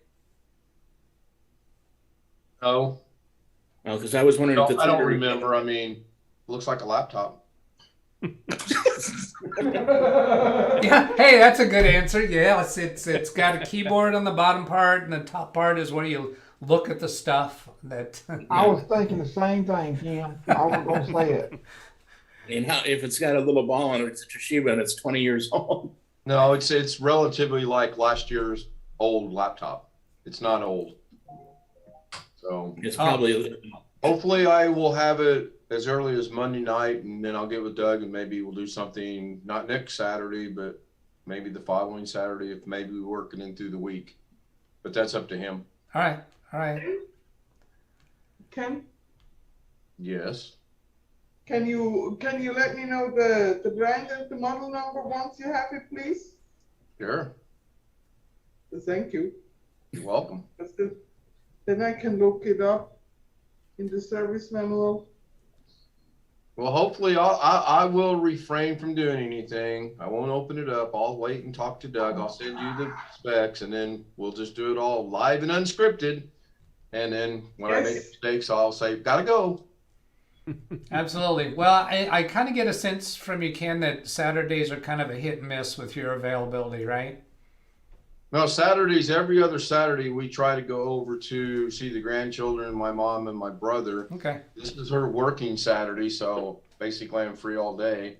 All right. And the next 5 weeks are going to be hectic anyway, because we're trying to sell our house here, buy a house there, and get moved all by about the 3rd of March. Hey, I was curious about something, and you don't have to answer if it's not something you want to, but I had noticed that you redesigned your office in your current house, and then you're moving. Yeah. Was that a surprise that you weren't planning to move when you redesigned your office? Yes. Yes. Oh, okay. No, we contacted our realtor just to see what we might be able to get for the house. And Yeah. when she told us the amount we could get, we kind of put 2 and 2 together. Lorna was offered a job where my brother and sister-in-law work at the same amount of money she makes now with less physical work. Ah. It just makes common sense to try to move based on what the house would sell for, based on our offer and everything else. We went to Indiana Thursday. We looked at 2 houses. We really liked one. We put an offer in. We are supposed to find out by 7 o'clock Indiana time tonight. The guy's taking offers, and he says he's going to make a decision by 7 p.m. their time. So we will see what happens then. If it, Got it. grace of God, we get it, we start working on breaking things down and packing and getting ready to move. If not, I've already started looking at houses just in case that falls through. Okay, I got another story. A long time ago, maybe 20 years ago, I got more. a client had a break-in at their office. They had an alarm. The alarm rang. I think police eventually got there, but in the time that it took, the criminals knew how to get what they wanted. They wanted computer equipment. And what they did is they'd pick up these computers. They were kind of big boxes back then, and they just yank them. Although the wires were all torn, physically torn by just yanking computers and monitors and dashing, and they were probably gone in 2 or 3 minutes. Got I think like 6 computers, something to that effect. So then we had to, replace them all. But and I've had other clients that had break-ins, but that one was always the entertaining story to me, because they aren't gonna disconnect anything. What use is it if they break a bunch of stuff? I don't know. I don't. That seems pretty drastic to me. Of course, if the break occurs at the cables, then they can replace the cables. That's all right. That's doable. But if they actually break something about the connectors on the motherboard, that would be different. But Well, they run the risk of that yanking it out. yeah, they do. I don't understand why you wouldn't use cutters. Just to snip, snip, snip, snip, snip, boom, now you're done. Yeah, there you go. That would be better. Having something that can just cut it, but they looked torn. They didn't look cut. Hey, Doug. Crazy. Yes. That reminds me, I don't know if this really happens or not, but I seen a YouTube video one time. The guy was playing a prank on like different retail stores. He called up and say, "Hey, I'm calling from the corporate office. We need you to do this to your computer. If you got some scissors, take it and cut this wire." And they actually showed it happening on the camera. And I don't know if it was set up as a joke or what, but they actually did it. Somebody. Well, that's kind of like Wow. stealing passwords and stuff by social engineering. If you approach people right, you can get them to do all kinds of crazy things. Our payroll person sent my department's payroll to somebody once, said it was me at home. It wasn't my name at all for an email. Oh, wow. Whoops. Gee. It was like sending it to Blackwatch. Who the heck is that? I mean the handle, if you will. And the next day she said, "Did you get it?" And I said, "Get what?" And blah, blah, blah, blah, blah. Things were not well for a while. But the good news is I found out she got a new job in about a month. I'm really surprised that I have not encountered more social engineering fails among my clients. Where my clients fell for something that they received on, a scam email or something and replied to. Oh, I had one this week that I replied to. I had the credit card scam attempted on me. I received an email. Did I do a video on this? I think I was contemplating recording a video for this. I don't think I did. I got an email from a person that I know, and her name is Marge, and I've done videos with her. I've got videos on my channel with Marge. I'm sorry, it wasn't Marge, it was Jeannie, and I've also done with her. So it was an email from Jeannie's email address, and the from line did show her address. It said, "Hi, how are you? Can you do me a favor?" That was totally in line with my relationship with Jeannie. So I replied, "Well, sure, what's up?" And then she replied with, I need to get a gift card for my niece. It's her birthday and I'm traveling. I tried doing it online and it didn't work. Can you help me with that? And I replied, well, sure. Just tell me her name, and I can order it off of Amazon and have it sent to her address. She'll get it tomorrow. I replied with, she needs a physical card, and I really need it today. Can you go to the store and buy it, and I'll pay you back when I get back? And then the very next line says, when you get it, scratch off the thing on the back and send me the codes and the ID number, whatever is on those cards, and then I'll forward it to her. You just told me that she wants a physical card, but you're gonna forward it to her in email. And of course, as soon as I started reading that message, I realized this is not her. So I went back and examined it further, and what I found is that the first email, it claims that it came from her address, and when I look at the original text of the email, click on that thing to see the source. The source code. Thank you. All the headers and everything. Yeah. It had her legitimate email address all through it except for the reply to line. The reply to line was her normal email address at Hotmail instead of at Comcast. So they made up an account that where the left side of the @ sign had exactly her email address, but at Hotmail, and that was on the reply to. It only became visible when replying to, and then the subsequent emails from the criminal was from the Hotmail address. So I contacted Jeannie, and I went through with her changing her password. She already had two-factor authentication enabled. I couldn't find any evidence in her webmail of the emails actually being sent, and the Comcast interface doesn't have any way to configure a different reply to address.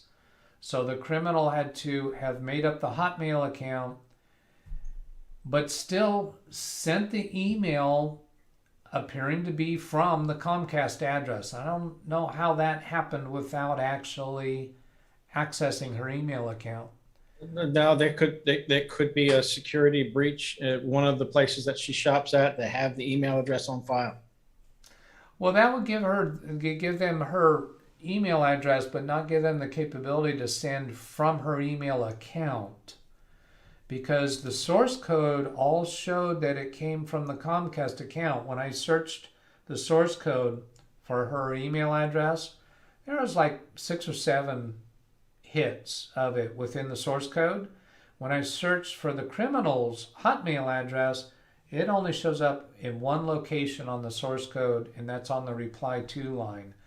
So that looked like it was actually sent from her Comcast account, meaning the criminal had to have logged in to her Comcast account. Now, the two-factor authentication, here's the place where the weakness might have been. The two-factor authentication was you could choose to do the authentication from Jeannie's cell phone or from an email address that Jeannie no longer has. So if the hacker were able to create that very old, very obsolete email address so that the two-factor authentication, the hacker could do it from that old email address and authenticate, then they could get into her account.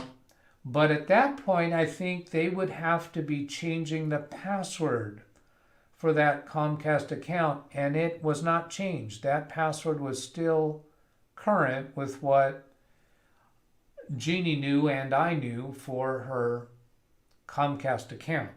So I still don't got that figured out, how they did that. You run into some strange things in the last 5 weeks. My wife has had somebody charge something to her credit card, and then somebody has tried to open 3 new accounts in her name. And my wife is partially handicapped. She doesn't get out without me. And we've caught it all. Now we have fraud alerts on our credit reports. Yeah. But when the card was misused, I could go to her wallet and pull out the card, and I was looking at the card when I called the company to notify them that it was a fraudulent transaction. And in the last 2 weeks, somebody's tried to open accounts in her name at 3 different financial institutions. 1 online, 2 in person here in Las Vegas. In opening, when you're opening a new credit card, they still require a social security number, don't they? I haven't opened a new account I'm not for a long sure. time. None of the new accounts got open. One, they tried to do it online, and she got a letter from Wells Fargo saying, we can't do it online. You have to come in personally. But another one was at a local credit union. Somebody tried, and we've got it all stopped, and nobody has lost any money at this point. But I mean, we're sitting here, and our Social Security cards, of course, that number's out there someplace in the world. All of those are in our safe deposit box. Her credit cards and her ID are in her wallet, all this sort of thing. But you run into crazy stuff, information gets out sometimes. Yeah, I don't know what's going on here in chat between Chris and Ken about Jenny's number. It's her number. It's her number 8675309. Why is that funny? Because it's a song lyric. Oh, okay. It's a pop culture reference, Doug. I'm sorry. Yeah. Those will rarely register with me. And that one caused a lot of trouble because it doesn't have a 5 in it. The first 3 digits should be 555. I can't type today. Oh, yeah. Well, both Chris and Ken are in Zoom. Looks like I guess you've been going back and forth about that. Wintermute says it's a pop song. Yeah, I'm horrible with recognizing. Yeah, I'm going to take off, guys. Thank you. I've got right. an errand to run before 2 o'clock, so. All right. Thanks for hanging with us. All right, Jeff. Yep. Thanks for being here. Yep. See you tonight. Today ends in a Y? Hey, Doug, can I ask you something? Sure, Alex. I'm thinking about getting me a Stream Deck. Could you show like how you program it, or like how you have your buttons configured? Okay, let's see how to do that. Well, I guess this way.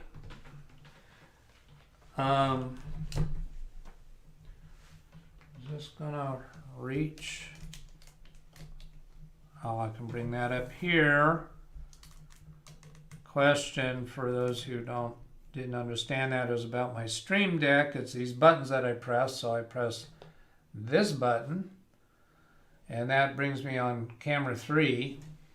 Up here, it's labeled DSO, which is the name of my streaming computer. So I press that, and it'll give us whatever image is on my streaming computer. Then Len 2 is for Lenovo 2, and then Len 2 with picture-in-picture, and then Len 2 blur, and then this one is the zoom screen, and then this is my Lenovo 3 with picture-in-picture. Len, L-E-N stands for Lenovo. And then there's camera 1, camera 2, camera 3. So basically I got my first computer, second computer, third computer, but then I redefined this one for Zoom, and then this one is for recording a video, this one is for streaming, this one gives my email address, and then this one is labeled profile. So when I press profile, the whole list of buttons changes. So I can have a whole different set of buttons, and I can have many different profiles. I'm only using 2. And all that did, Alex, is show you how I have my buttons set up. That doesn't actually show how to do the setup. But that gives you a little bit of an idea. So it took a little while to figure out how are they convenient for me to remember what to do. Is a profile the same as a folder in the Stream Deck, or is a folder? Because I know you can have multiple folders and have different buttons in a Yeah, so each folder can have different button configurations. So yeah, profile is a different list of how you want what you want the buttons to do, and they're stored in kind of a folder. Sam Lazar is here. Hello, Sam. Hello. Did you have some stories to? Oh, I'm sorry. Let me finish up with Alex first. Was that Sure, do that. far enough for Alex? For now, Alex? That's far enough. So are all of those icons, or like all those like the default icons? Yeah, they're the default icons. I didn't bother customizing them. I tried customizing a couple times. All I really care about is a short word there that lets me know what it is. I didn't want to spend a whole lot of time designing it. Okay, so now let's go hear from Sam. What do you got, Sam? Do you have any stories for us? Nothing much really, other than last Wednesday, which was Australia Day, my client picked up his Lenovo laptop, the one with which will not detect the SSD. And he said Lenovo is going to come over to his place sometime, and apparently they're going to fix it, Oh, all right. which has not happened yet. So he's still waiting from Lenovo. Also, another update I got from him, he said, if you're not going to fix my computer by X date, can you please give me a new computer and I'll give the old one back? He's saying that to Lenovo. Correct, Lenovo Okay. Australia, Yeah, because sure. they've been taking too long and he needs his computer now. Yeah. All right. Thanks for the update.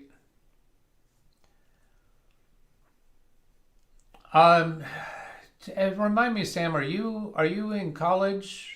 Are you working I full time? was in university last year, Yeah. but now I'm looking for work. Looking for work. Okay. Yeah, Oh, I heard enough of online learning and I just want to go and work. all right. In chat, I've got Bronx9 saying, could you say thanks to all the experts? So thank you, all the experts that have contributed to the Bronx9's issue. That was the one that the software was having problems, right? Did he? I believe so. That was the Wi-Fi. That was a Wi-Fi? Oh, did that get fixed? Catherine, did Completely. that get fixed? I haven't been keeping up with all of the chat if I'm not in Orange. Assume it's fixed.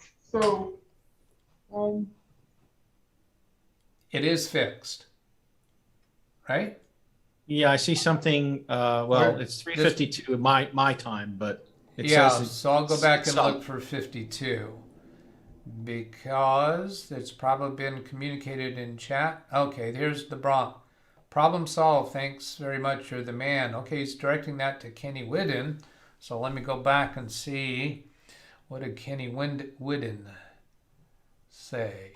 and he told him to uninstall the driver in the device manager, then to do a network reset, and then try to find the Wi-Fi again. Yeah, Very you can reset the network stack, which is probably what he did, and then that probably fixed it. Yeah, whether it was the driver or the network reset or probably Yeah, don't know for I've certain. seen that happen occasionally. Okay. Good. Well, thank you, Kenny Whidden, for helping the Bronx with that, because that apparently worked. And yeah, problem solved. Awesome. And then let's see, Ken Stout Live puts me in orange just because what? Oh, I guess I mentioned that again, didn't I? Orange. Chris says we are all hobbyists, not experts. Well, that's nah. There's no reason a hobbyist can't be an expert. Yeah, True. that's it. Ryan, aka Rain One Full. What is the temperature like in California? It's like a meatball that's been taken out of the refrigerator and left to sit for a couple minutes. Oh, do you mean what is the temperature? Alexa, how's the weather? Currently, in Fresno it's 55 degrees Fahrenheit with mostly cloudy skies. You can expect more of the same today, with a high of 64 degrees and a low of 33 degrees. Enjoy your afternoon. Now Oh, here's about 13 degrees Celsius. here's my attention span issue. I will commonly ask her for information like that, and then I'll have to ask her again because I don't pay attention. All right, moving on. Doc, Yes, are you gonna jab at me about not paying attention? you do the same with your wife? I don't have a wife. Does that explain something?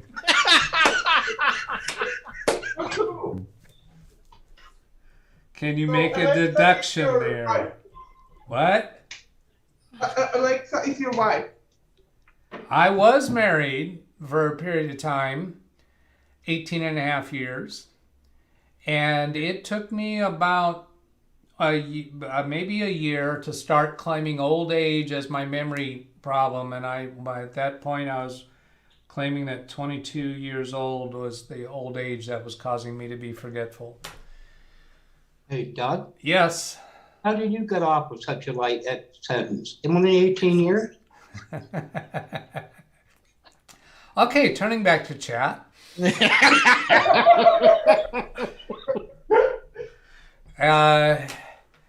Let's see. Rick Late's not me. I actually work on computers for a living. There are a number of people that are or used to work on computers for a living. So, yeah. Let's see. Sam, also currently helping another client set up a new MSI laptop, not gaming. She dropped her 12-year-old laptop and will not power on, so I'm helping with a new laptop. Great. Oops. Ken says yes. I guess that's in reference to him just giving me orange because he knows I miss it when I don't see it for a while. Kenny says I told him to do both just to rule out a bad driver. That's a good move. I like doing more than one fix. I don't have to nail down what it is. The Bronc 9, 5 British pounds, right? Check me out, right? That's British pounds.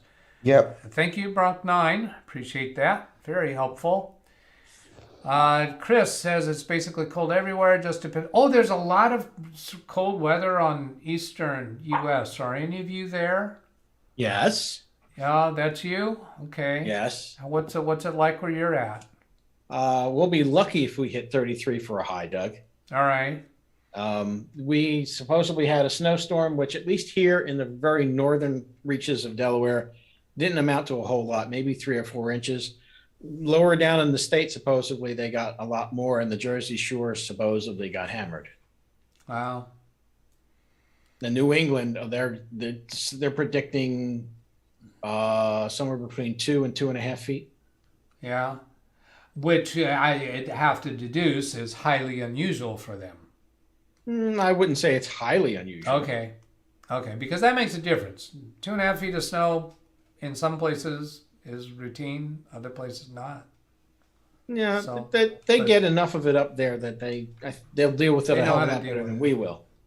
All right. So then, let's see. Sam says it's 13C or 55F Fahrenheit. I meant cold most in the U.S. Got that. And Greg says, Echo replies, I already told you that. I've had some humorous interactions with her. Ryan says 13 degrees C. I wish it was that. We got chills of minus 25 Celsius. Wow. Lots of snow in NJ. John Lewis gives us a laugh. 34 in southeast Iowa. Chris to Ryan, depends on what you are used to. Miami, Florida, don't usually get below 60. Greg, 25 degrees in St. Mary's County, Maryland. Is it lowly unusual? Cleveland. 22 degrees here right now. All right. Links to my client's new laptop he's working on. All right. And then again, the new laptop. Let's see. So we'll just take a quick look at it. That's the client's new laptop. 15-inch, 15.6, i7, 8 gigabytes, 512 gig, storage, Win 10 home. Right. What's next on the agenda? Anybody? Bueller? Have your machines got their ears on? What? Have my machines? Your machines, do they have their ears on? I can hear you. Did Doug just make a Bueller reference? No. Did you watch the movie last night, Doug? I mean, it's still fresh in your mind? I've never have watched the movie. But you know the reference. I like Only that. because it's around all the time. I don't think I've watched the movie. There's a Tim Sowell. Hey, Tim. Hey. So, Tim, I'm going to ask you a question. I have a question for you. I'm listening to... Oh. Could you please repeat it? No, I didn't mean to talk to you. I'm listening to new podcasts called The Business of Tech. And the host, his name is Dave Soul. And it got me to thinking that I've heard some of the people that you and I are mutually acquainted with pronounce your name differently than I do. And I got to thinking, have I been pronouncing your last name wrong all this time? There's 3 different ways to say it, and that's one of them. Oh. So is Soul one of them? Yeah. Oh, really? So I know Sowell, I know Soul. What's the third way? Sowell. Sowell. All right. A lot of people back east pronounce it like Dave's. All right. How do you pronounce it? I just go by Sowell. Sowell. All right. Huh. It's confusing. Yeah, no, I heard somebody else say That's your probably last why I name. automatically spell it when I'm talking to somebody on the phone and ordering something. Yeah. All right. Tim, do you have any stories of tech fixes or problems recent to give us? No, my email got hacked last week also. Of course, you already know about that. Ouch. Yeah, that's right. You told me about, because Tim called me the day that Jeannie had the trouble. He called me later in the day because he got an email from her too. And she wanted to, well, here, let me give more of the story. I called Jeannie somewhere around 8:30, 9 o'clock in the morning, shortly after I got that email and realized that it was a scam, to alert her to it. And she's an elderly lady, and she was just confused and couldn't really understand what I was telling her. And she just wound up saying, I'm going to have to talk to you later. I can't understand this now. And she wound up... Her phone was being blown up that day too. Yeah, she got calls from a lot of other people because a lot of people in our aviation community and outside the community had got the emails from her. And then Tim called me late in mid-evening to let me know about it. And I don't think he knew at that time that I'd already changed the password with Jeannie. But something else that I forgot to include in the story is another one of our mutual acquaintances called me later in the day to let me know what happened. And that person has an adult daughter who fell for it. Oh, God. She bought the gift card. She scratched off. She gave all the information and replying on an email to the scammer. The scammer got the $500. As far as I'm aware, there is no recovery from that at that point. It's like handing cash through the wire. Yeah. Yeah, and Sarah sent out an email from CVAA Association also. Well, I asked her to do that. She didn't. I also asked her not to identify any names because I didn't want to generate phone calls to the people who were involved. So I was really happy that Sarah was very responsive to that. Wow. And she had been sending out emails to the organization with exposed email addresses, and she's been asked about that before, and the reason why she told me the reason why she's doing it is because people like to reply all to be able to communicate to each other, and she, without any hesitation at all, agreed that she has to stop that, because when the bad guys can get a list of email addresses of people who know each other, make up a fake account, and start sending out the emails. Yeah. I'm not totally sure that's what happened here, because so far we only know of emails coming from one person, and the only way that I could see that that person actually hacked into her account is if they actually created the old email address that was on the two-factor authentication for her account.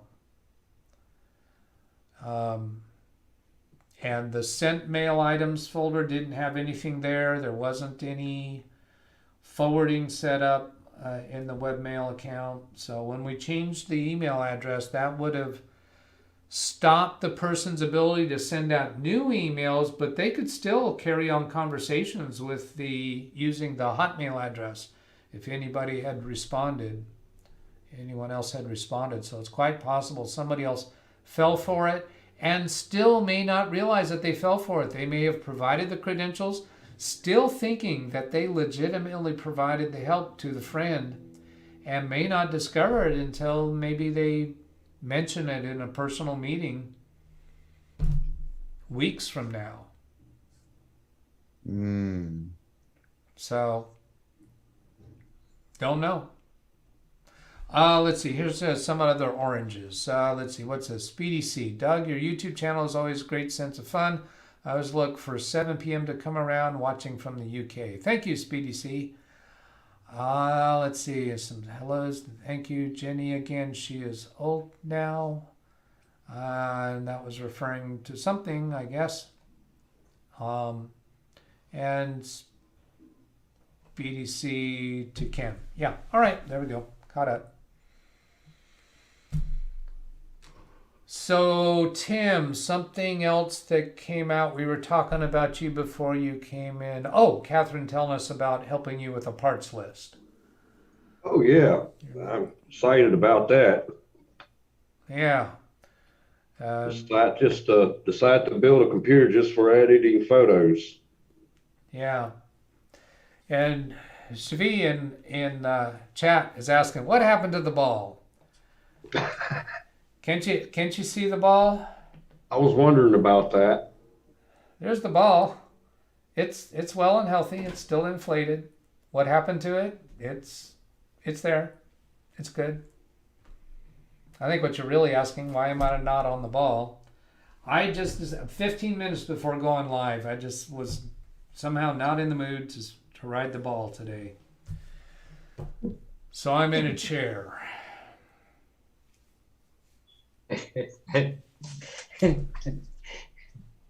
Somebody's trying to laugh at that. Oh, it's Blackwatch.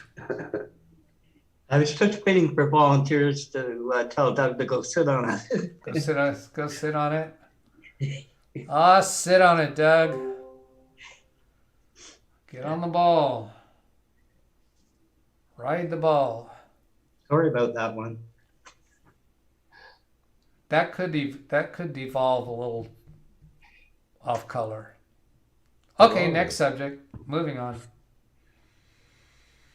Anybody else with a story? My parents have also been hacked with their emails several times last year. That was not fun. How many times? Several times last year. So we kept on changing the password, and Google and our ISP kept on saying change their Gmail password. So we kept on changing it, but then it got to a point. I'm like, someone's in their computer. So I enabled two-factor authentication.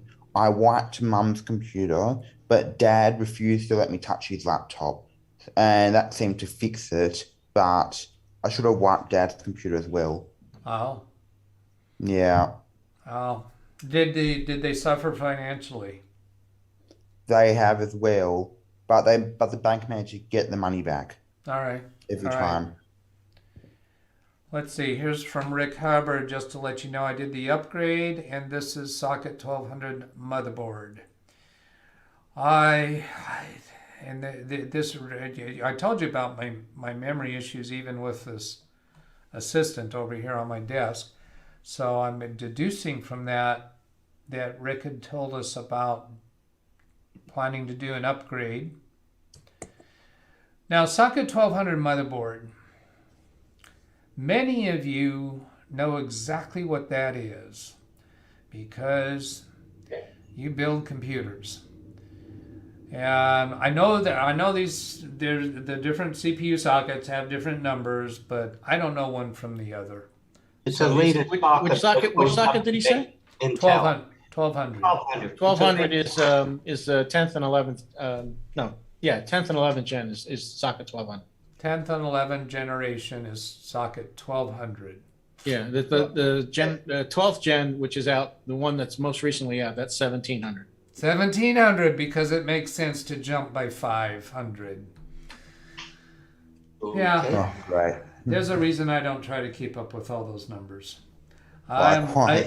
Catherine, I know Catherine is great with remembering numbers, and I've told Catherine that I know numbers come in one ear and out the other. Even when I ask the lady friend over here for the temperature, I'll ask her that in order to know whether I need to wear a coat when I go outside, and then I'll have to ask her again.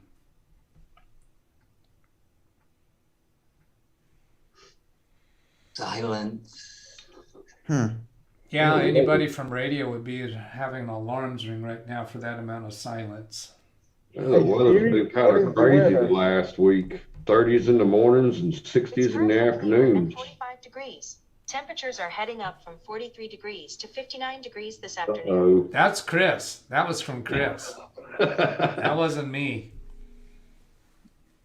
Alexa, is Doug getting the big beast build? I'd rather not answer that.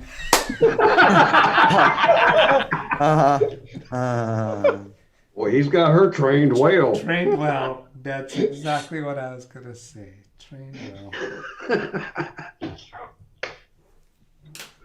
Nicely done. All right, moving on. Nothing else in blue in chat.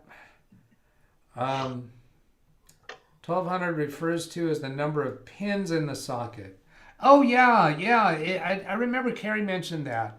So, yeah, is that 1200 does refer to the number of pins. So, for the 1700, yeah, that's 1700. It's the number of pins on the CPU these 1700 on the pins. All right. That's well, cool. there's an explanation. I like to have that explanation. All right. Wait until AMD gets to that point. The functions, the more pins you need to have. Okay. Oh, AMD's already getting to that point. Their new socket, which is the AM5, is going to be socket 1718. Wow. All right. Was it back in the day an AMD chip would fit in an Intel that was socket 370, I believe? Not that I'm aware of. It was I know it was an AMD K62 line that would an Intel chip would fit on that board. That's That's very strange. Yeah, that's a new one on me. Yeah, same. Oh. All right, so Ken, what is this about a shameless plug for Speedy C?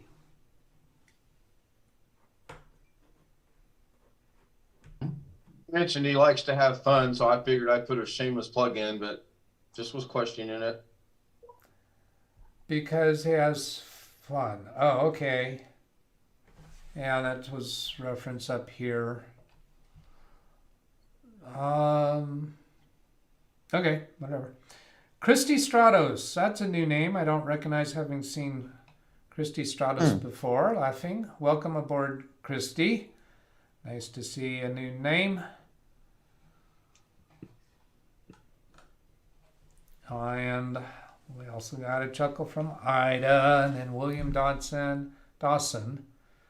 The old 386 serials of Intel CPU, as they always made them as well. Serial. Oh boy, you just gave me a flash of manually wiring a serial port for connecting some kind of an external device. I don't know, it was a time clock or something. Some reason I had to. Keyboard, mouse? Well, keyboard mice they would come serial, but I wasn't manually wiring the connector for it. But somehow I just saw the word serial there, and I just had a flashback of manually soldering wires to a serial connector.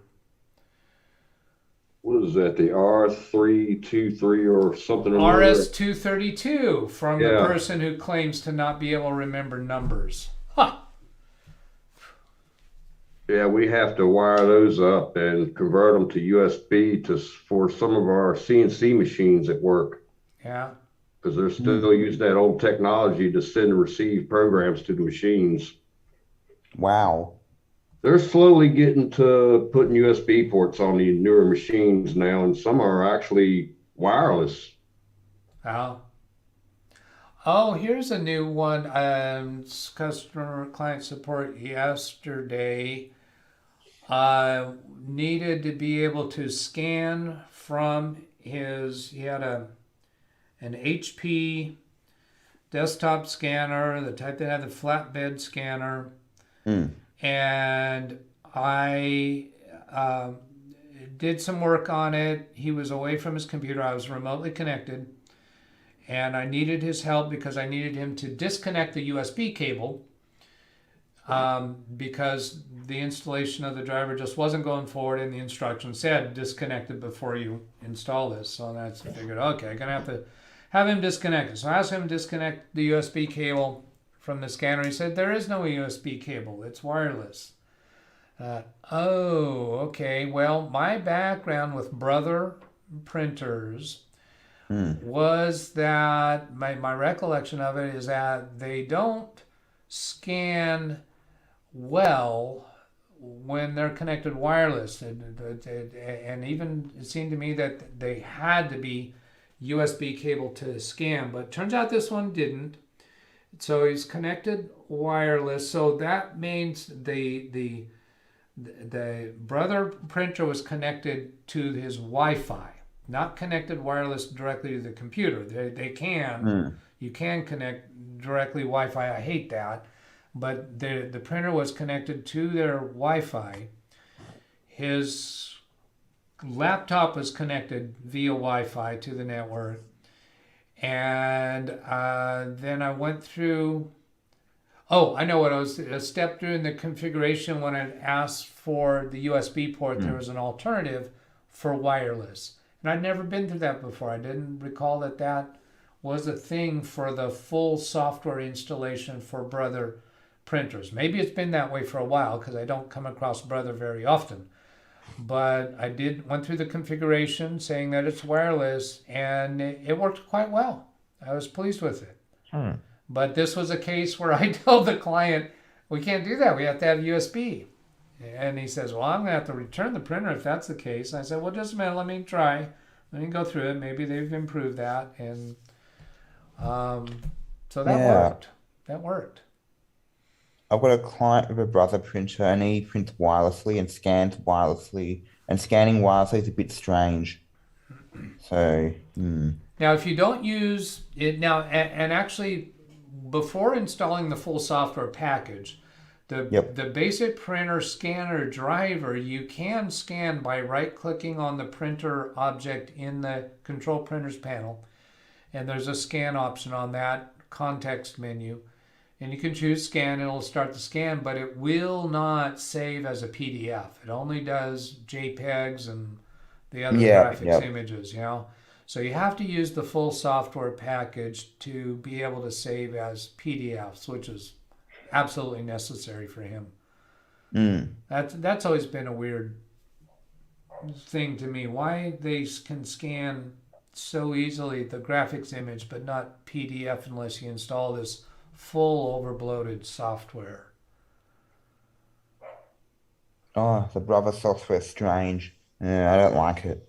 Yeah, not a big fan. And pretty much like the HP computers, printers. Now, yesterday I had an HP Yep. printer that a person in the law office asked me to connect for them. And I asked them, well, has this printer ever been working for you? And she said, no, it's always been sitting on this other surface ever since I was hired months ago. So it turned out there was a black cartridge, the color inkjet HP.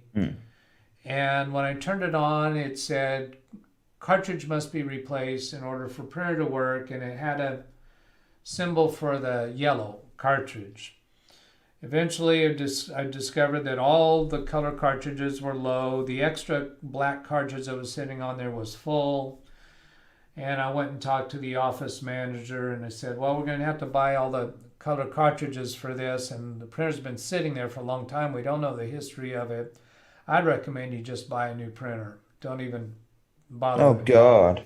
It's cheaper to buy an ink. Yeah, these color inkjet printers are designed to sell cheap, but they make their money off of the ink. And it's been sitting for a long time. It's likely that the ink is dried up inside and it's just not going to work well. For office, anyway, get like a color or black and white laser, because most things you do there is text anyway. Yes. Yeah. They only need black. Reports, whatever, especially in a law firm. Yes. So they have additional requirements that because they have to keep documents for a certain time. Yes. Yeah. Even after a case is done. Yes. So if it comes up, they can go back to it. Yes. Oh, you're talking about the PDFs. And ink can fade over time. Oh, on the inkjets. Yes, you're right. So laser is better anyway. Yes. Yeah, and she has everyone in the office has access to color copiers. They have, most of their copiers are black, but they have at least one color copier when they need to print color. Which they do sometimes, because they do personal injury cases, and a lot of times they deal with photos that they need to print. Yep. Another thing interesting in that office, in fact, at least two of the law offices that I support have they've hired home workers, and they send them a box of old files, and they're having the home worker scan all their old documents so that they can get rid of their paper files and have long-term scanned images of the files that they've been doing before they started saving digitally everything. So now all of their current cases, everything gets scanned and stored long-term digitally. So they don't have to store long-term paper. Yep. All right. Well, we're at 2 hours, 40 minutes. I'm kind of feeling ready to somebody here, William Dawson.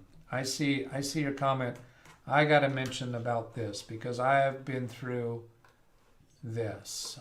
Even Epson has its software. You can live without the inkjet printers. I'm not sure how long will last. Are the ink tank printers? They say up to 2 years. Would not the ink start to dry? So the way those, I sold 2 of those to clients. Neither of them wound up liking them. And I've actually experienced filling the ink myself. I was curious about them when they came out, and so we tried them.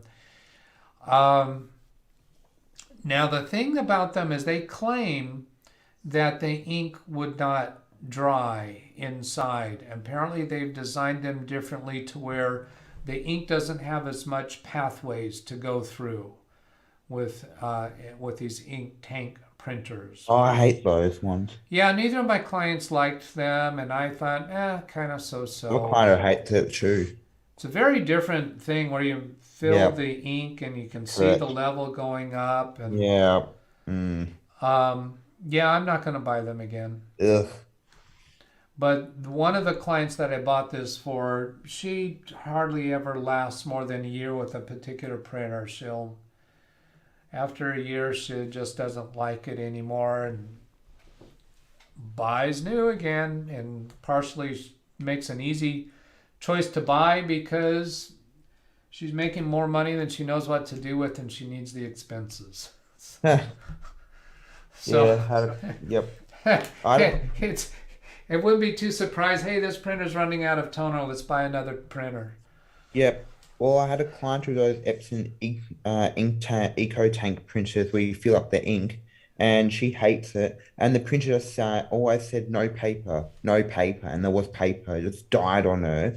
So we ordered a new printer, and the next printer available in the country where we ordered was going to be 5 months. 5 months to get it. Oh boy. Correct. And other stores are similar. So we Yeah. just chose the best price with a good printer. Yeah. Oh, and Sam, you're mentioning Epson printers, and when I first saw that, I was thinking back at dot matrix printers. Oh God. I think I have a client that's still using an Okidata dot matrix printer. Oh God. Yeah.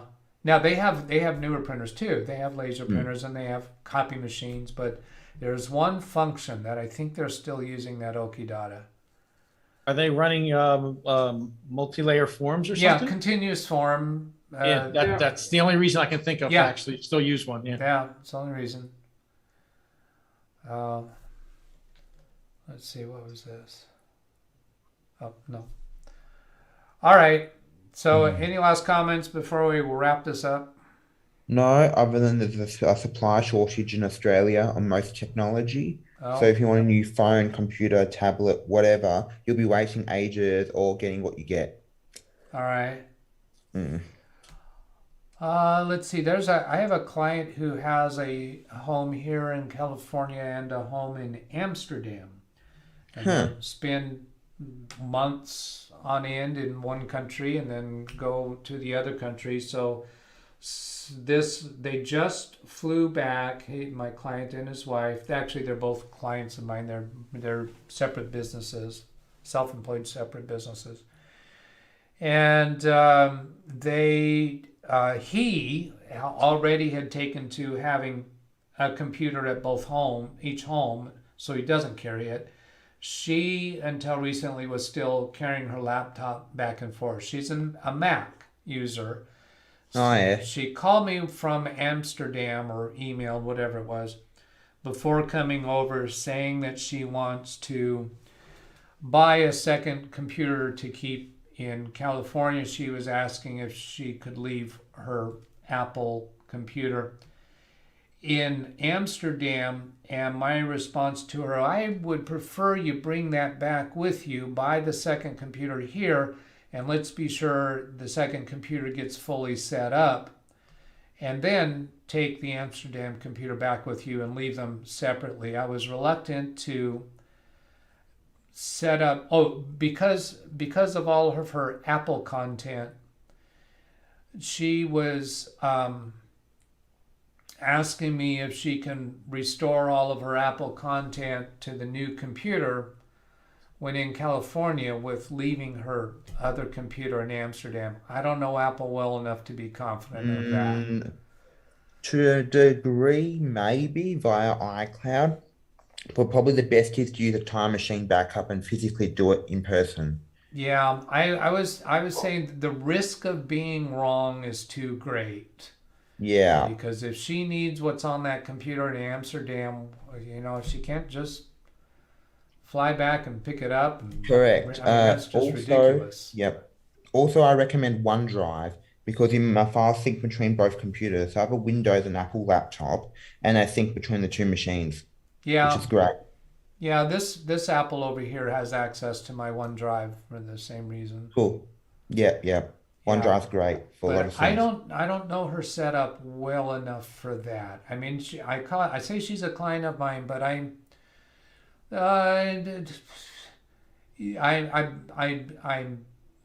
respond to her requests when they come. I haven't really been in control of her choices and her equipment the way that I am for many of my office clients.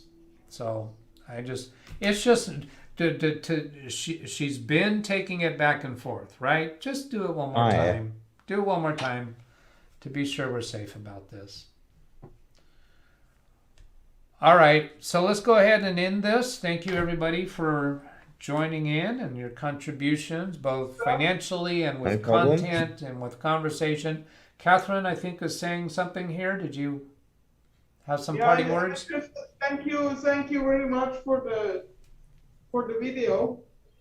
Yes, you're welcome, and thank you, Catherine, for coming into the Zoom session. Sometimes you do, sometimes you don't, and you're, of course, welcome to make your choice anytime you do, but I love it when you do come in.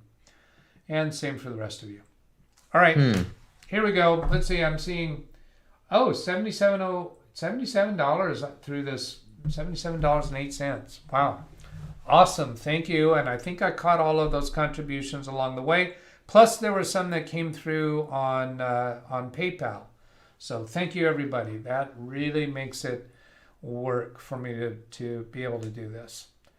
All right, here we go, saying goodbye. I'm going to end the Zoom session in 3, 2, 1, gone. And then here's my email address. Does it come up? There it is. It's trying to come up. There it is. DougBetts at Live Windows Training. If you'd like to request a free computer support session, send me an email to that address with a little bit of an idea of what you want help with, and we can put it together either as a private session through Zoom, and I connect remotely to your computer so that I can publish the video later, or we do it during a live stream. In either case, the free support is provided only when I get to, it results in a video on my channel. All right, so have a great day, everybody. We'll catch you next time, most likely next Saturday, same time. And that's all she wrote. All right, adios. This button.